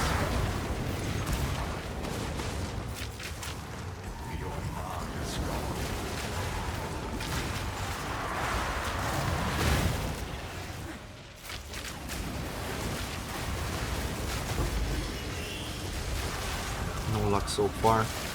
I really did hope that the Omen of Light were dropping a bit more, at least, I don't know, 8 to 10 omens. I was hoping for that amount, but still, we are only at 4 Omen of Light being dropped so far. So yeah, another unlucky streak, guys. It's the third run that I'm using the same strategy on my channel. I also have the previous two videos showcasing a 10 map sample for this exact same strategy. You will see there that my first 10 map sample was rather unlucky, luckier than this one I think, but still unlucky. The second one was probably much luckier than the other two, this one that I'm showcasing now and the first one. So yeah, it depends a lot on the luck. The key point here is that we will keep track of the profit, we will average the profit on different samples, so we can get a better clue on the consistency somehow of the strategy, but with higher sampling numbers. I'll share all that data with you guys if you are interested in it.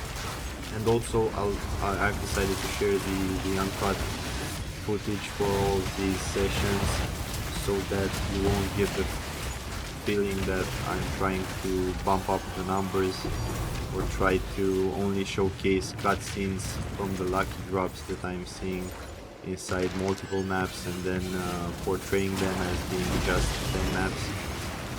That's why I decided to adopt this format. Add your own suggestions in the comment section, so thanks for that. And I'm pleasantly surprised to see that being a starter gaming channel as it is, it has actually grown out nicely. It has a full amount of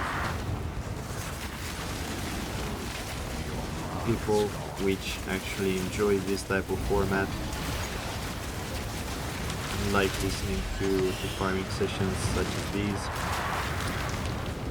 And there are some other guys out there that simply are curious and just jump to the end of the section of the video. I will always include the chapters for each map and the end game profit breakdown at the end of the video, so you can simply choose whatever part of the video you like and simply go watch that. If you don't want to spend enough time to see the entire footage or don't have it,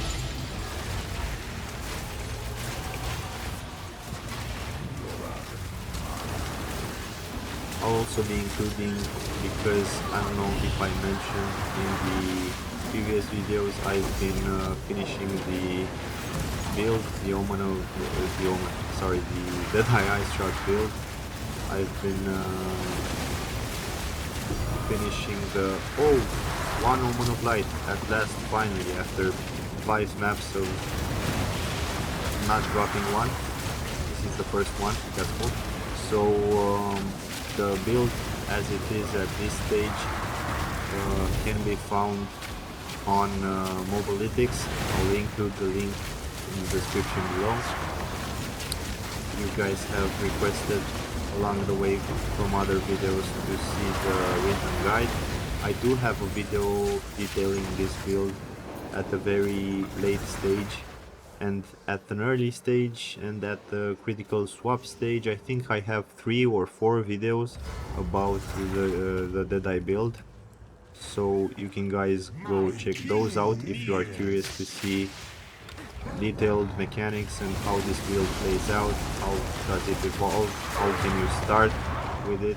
I have a detailed video from my first day using this build after just 1 day, so getting into early endgame mapping, which were the items, which were the priorities, skills used. A second Omen of Light. Yeah guys, luck returning. You can go watch that. Also have a video in which I'm swapping from hybrid energy evasion flat damage only to the critical setup, and also have a ultimate guide for the Deadeye ice shot build. And you can see the build live in these farming sessions, and if you have any questions for the updated items, I think this one is the most recent one, feel free to leave some comments in the sections for any of those videos, and I'll make sure to reply to you.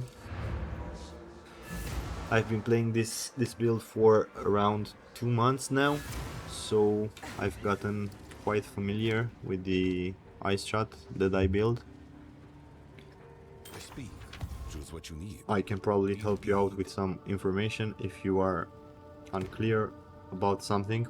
So the profit here would be some splinters, 2 Omen of Lights. Let's check this out. This is not worth anything. So 3 divines, raw divines, another 4 abyssal echoes, and some 6 chaos orbs. Probably that's about it this time around. Let's quickly dump the rest of the currencies in the currency tab, and we are just going to sell the rest of the stuff because we have no need for it. Okay, and now before the end game part, the end of the video, the end of the chapter where we are doing the profit, let's quickly jump into the last map. So the 10th map is here.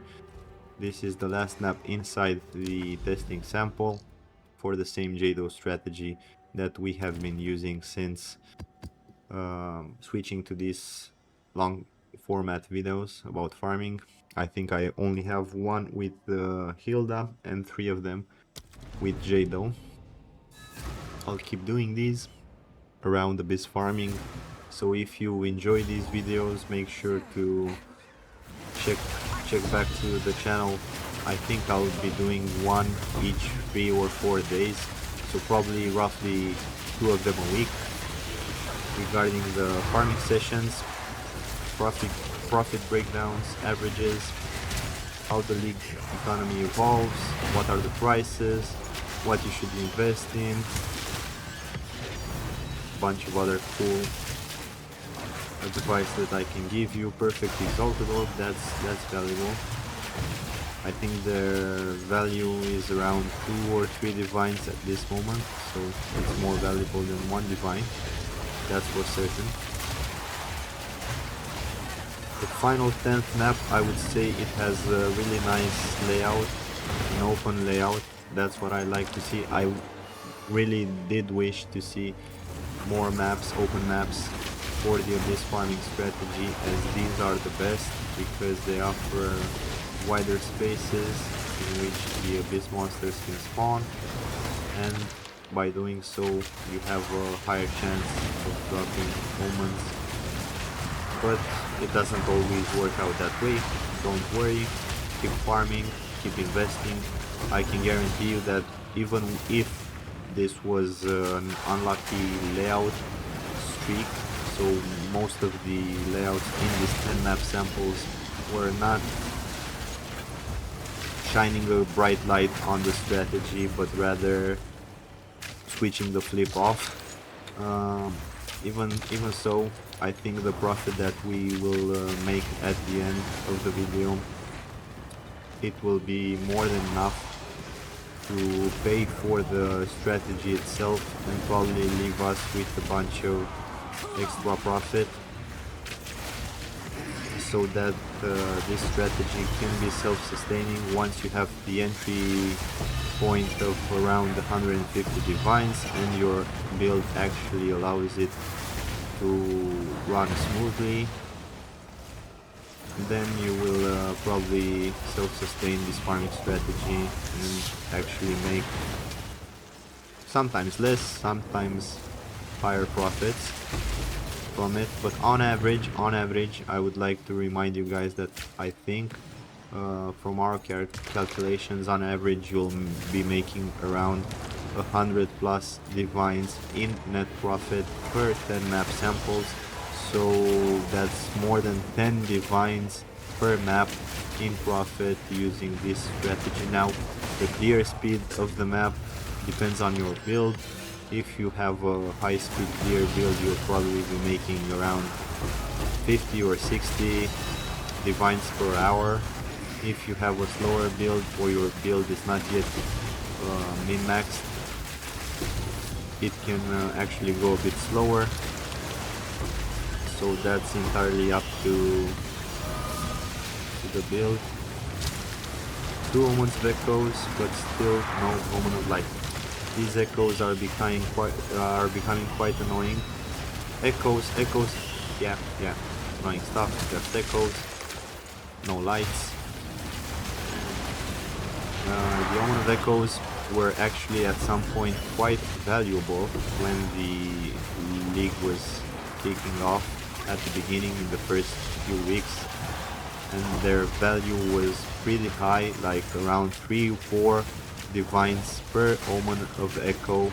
Now it's roughly the other way around, probably 4 echoes for 1 divine or 3 echoes for 1 divine. So that's what I'm telling you guys, the Abyss farming strategy has the value in its own, because depending on where and when you're applying the strategy, the Omen drops can be more or less valuable. But at some point during the rotation of the seasons, they will be very valuable, including the Omen of Echoes. So being crafting tools, in the end, they have great value and they can beat inflation in certain moments of the league, because they really do get appreciated when everybody's crafting, and probably less so when players start to fall off, and to the end of the season they will probably be worth less and less. But that's normal for probably any currency in the game, with the exception of Chaos and Exalts, I would say, which are becoming more valuable towards the end, because probably not a lot of players are still farming them, and that's where scarcity kicks in.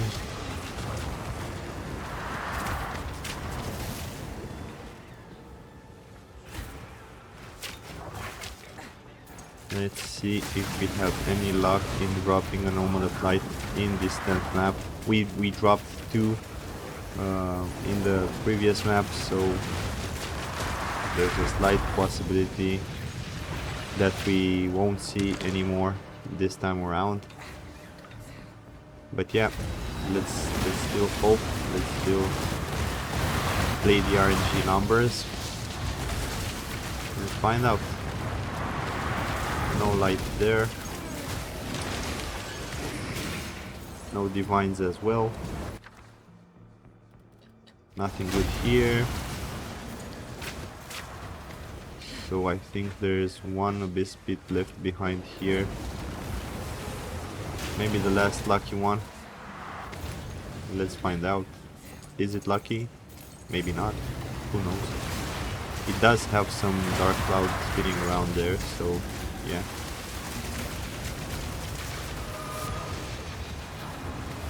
Amanamu Void influenced that monster. Let's drag it out. Now let's kill it. No, it wasn't an Omen of Light, sadly.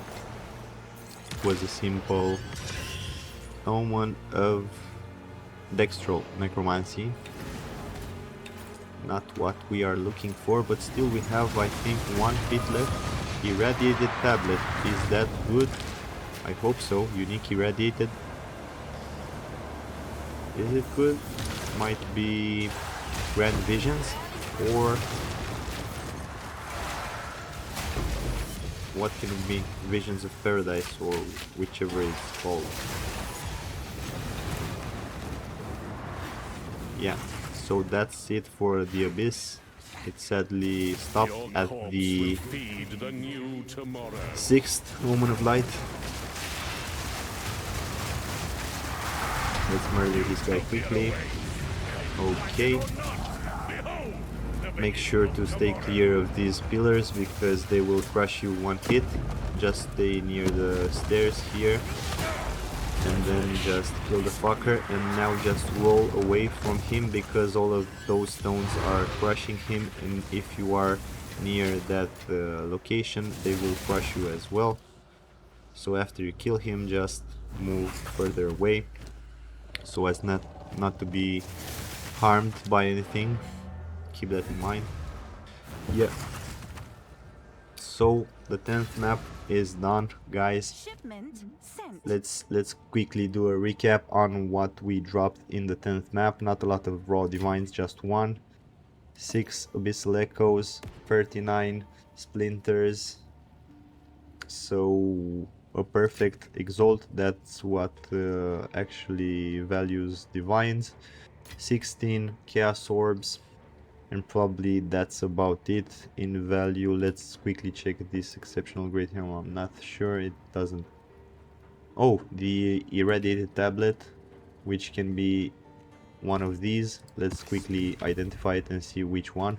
Visions of Paradise. So yeah, this is around 3 point, I don't know, something divines. We'll price check it even further when we do the final breakdown. But for now, let's quickly dump the currencies that we are not counting inside the stash. And also for the tablets here, we will roll them later. Utility belts, sure, why not?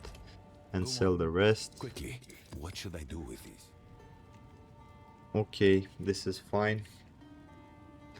Let's quickly do a profit breakdown here. So for the previous sessions, this is how the profit was looking like.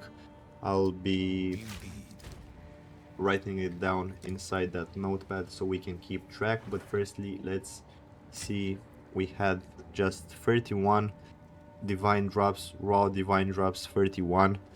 I'll write it down right here.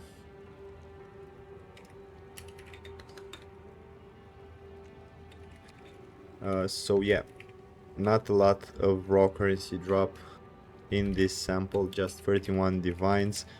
Probably due to the fact that by changing my gloves I actually lowered the rarity find on my gear from 144 to 126. Maybe that's actually contributing in some way. I'll write this observation down and we can keep track of it. If it's the case, I'll probably look out to increase the item rarity on those items. Let's check the chaos orbs here. Oh, we have 12 great chaos orbs. Let's quickly check how much divines can we get for those. So divines. Okay, so 12 of these are actually worth around almost 5, but not quite 5. Probably more, around 3 is just too low.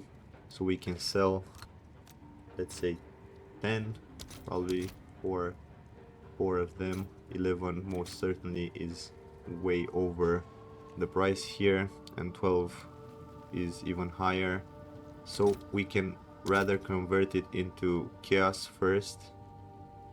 So 12 of these can actually be worth, I don't know, like 30, 35 or something.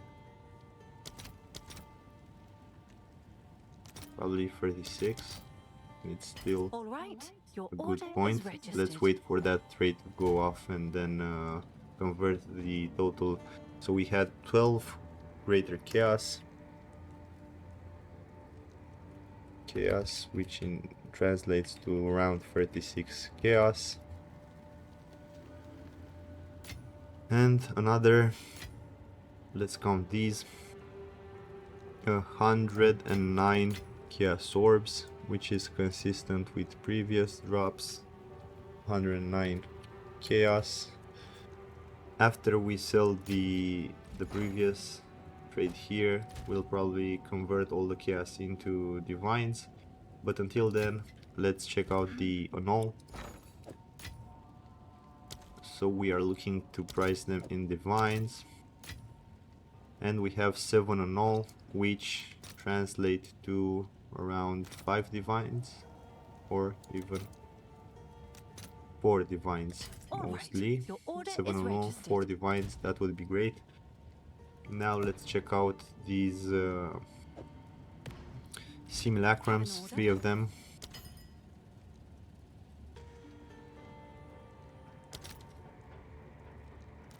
So 3 of them are probably around, I can probably sell them for 10.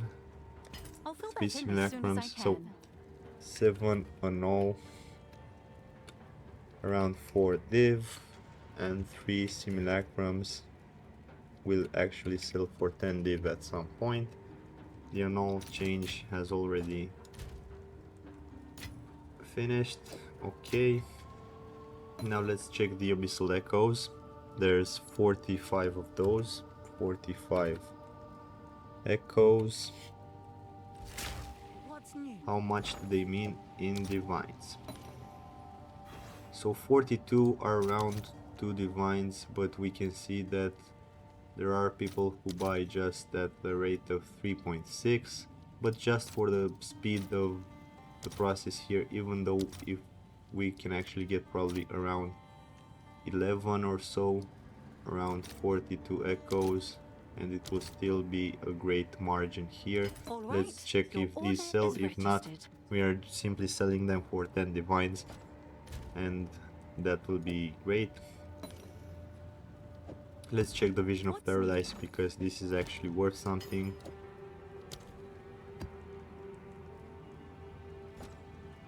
Oh, so the Vision of Paradise is actually, yeah, I'll have to sell You've it. received a shipment. Vision of Paradise, worth around 3.4 divines, and I'm selling it using Exalt currency. Okay, 130 something. Is that a good Doesn't price really for matter. that? So I had I'll no write it idea. down. Visions of Paradise, around 3.5 div. Echoes, we've gotten 10 divines from this quick sell and some Have an leftovers. So I think 7 of these can actually Yes. get, can they get 1 or 2 divines more? Almost 2 divines. Let's check it this way, if we can get 2 divines extra for these, or at least 1 divine, and Let's see if the there are any remainder takers. of 3 abyssal echoes. I'll probably list those separately if somebody actually goes for that trade. So we've gotten at least 11 divines from the Omen of Echoes, which is not bad. Let's see the Omen of Light. Yes. 6 Omen of Lights, currently being valued at 975 or so. I'll just do the math because I'm not selling these at the current price. Around 58.5 divines. Let's just say 6 light 58 divines, and we'll not keep track of that half of divine, because we are not actually selling these, we are stashing them away, because we are just selling Omen of Lights when we are buying some other items. But I've written the 58 down. Now let's try to sell the Have preserved another? cranium in divines. Preserved cranium around 12.25, so 25 divines is this? No, let's just give it 24 divines because we I'll need to post it quick right sell away. them. So 24 divines from 2 preserved cranium, 24 div, just for the sake of speed. Okay, the ancient Can I rib help? here, let's check it out. Ancient rib, 4.5 divines. So if I'm gonna sell 2 of them, I'm gonna get 9 divines, but actually I only have Hail. 1. So we'll be sacrificing, for the sake of this video, another half of the divine here. All right. So just Your 4. order is registered. 1 ancient rib, 4 divine, even if its value can be priced higher. Are we getting these almost 3 for 1? So hopefully that trade goes through until the end. The Oh, same goes it's with the you. splinters. Let's now check the perfect exalted orb. What's That's new? the main problem here, guys, when you are trying to price check at around the currency exchange here doesn't have the perfect value in divines, so you Shipment either sent. convert it first into chaos and then into divines, or you get the trade-off, because one perfect exalt here is 260, and if I want to sell it fast I have only the option to sell it for 2 divines, or the alternative to sell it into chaos orbs and then convert it to divines, which might actually prove less, as chaos orbs are closer to the divine price in which we sell the fast trade for the whatever currency we are exchanging. What's new? So we are losing either way, and we actually get a higher, let's say, I'll post it wait right time. away. But nonetheless, I'll do all these sacrifices just for the quick sell, just to show you guys how much profit you're expecting. The same goes for the fragments here. If you check this fragment, oh, this is actually valued like a lot. Shit. 2 fragments for like 18, and I'm completely, or 19. Let's see if they sell for 19. All right. Your If order not, is we'll get registered. 18, and yeah, that's a lot of divines for these fragments. Nice drop. So do we have something else here which might be relevant? Not really. Are these perfect Oh, jeweler it's you. orbs worth anything right now? Oh, wait, so yeah. I was not divine, I was checking the price in chaos orbs. That's why I was making that evaluation. So yeah, the perfect jeweler's orbs, 2 of them might actually sell for 5 chaos, and Alright, then we'll your be order converting is all the registered. chaos into, let's just lose 1 chaos here to move this along. So instead of going for 36, we are actually asking for, wait, 3 of them, but only I will trade only, yeah, 12 of them, because that was the correct number which we got.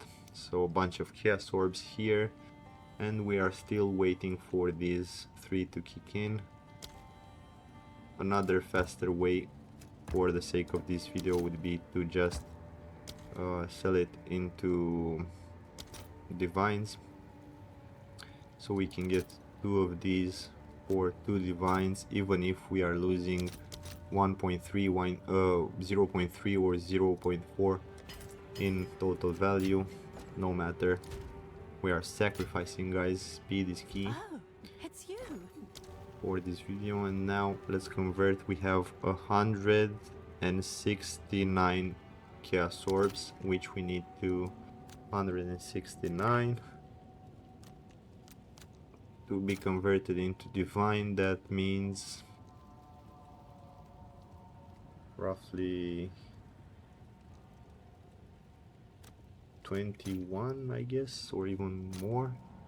23, let me check. 22. Let's say 20.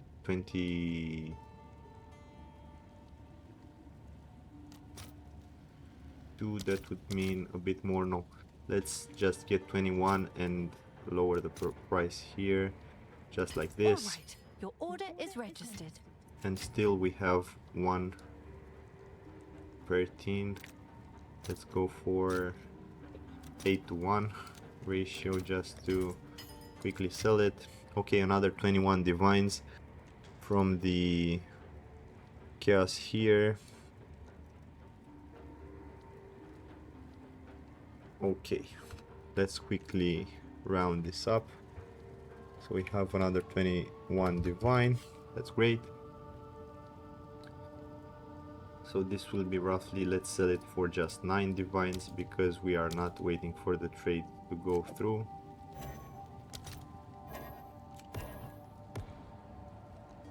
Okay, so 3 of these for just 9 divines, just for I'll the fill sake that of in as soon as I can. quick selling at them. And now What's new? we only have, let's say, 1 divine, but we've lost like 2 or 3 divines along the way. Let's quickly do the math here for what went through. So this is what we've obtained so far, 206, and we still have Oh, the tablet Vision of Paradise, which actually sold for another roughly 3.5 divines, but in equivalence to Exalt. So I would say that the correct number here, given the fact that we are also losing some stuff along the way, would be 210 divines rounded up, minus some of the things that we lost along the way with the quick trades.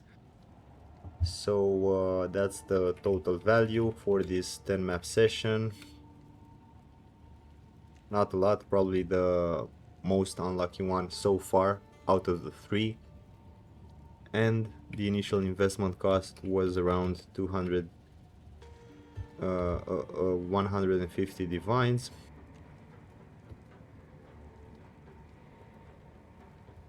So with the current pricing of the items and the tablet costs and all that, yeah, this was not all that profitable, this unlucky 10 map sample, but most of them are.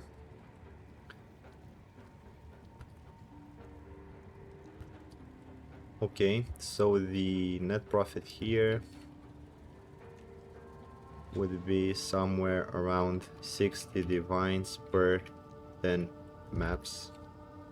That means somewhere around 6 divines per map on average for this very unlucky, I would say, farming session, because sure, Jado is an RNG and the layouts also depend on the luck you have when rolling the maps, and also the bonuses you get also depend a lot, from 0% to 40%, so it can be simply nothing, or it can be 40%, which actually means quite a lot.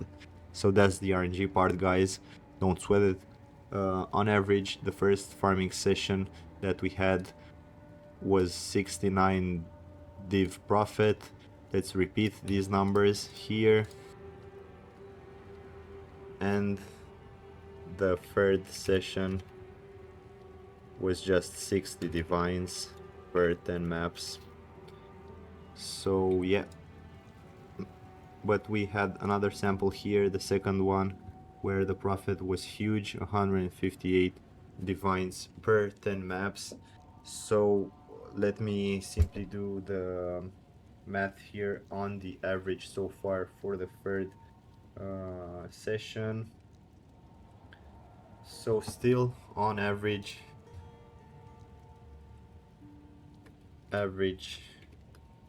so far we are at around 95.66 divines per session, 10 maps. This is what we'll be tracking, the average profit, net profit for each 10 map samples that we are doing using this Jado strategy. Sometimes the profit is a bit lower and unlucky, sometimes is probably twice that much, so even higher. And we had another unlucky session here, but the profit is still considerable.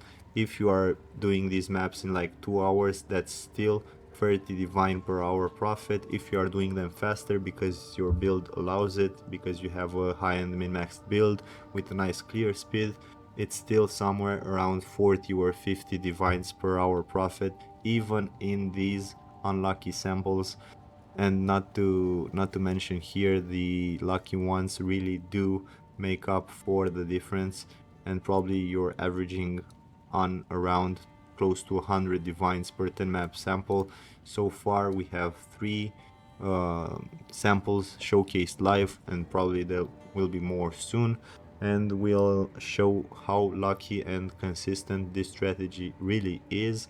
For my sampling and testing that I've been done in Abyss, this league, this season 0.5 Return of the Ancients, I think this shows a lot of promise. This is one of the most interesting and pleasurable farming strategies out there.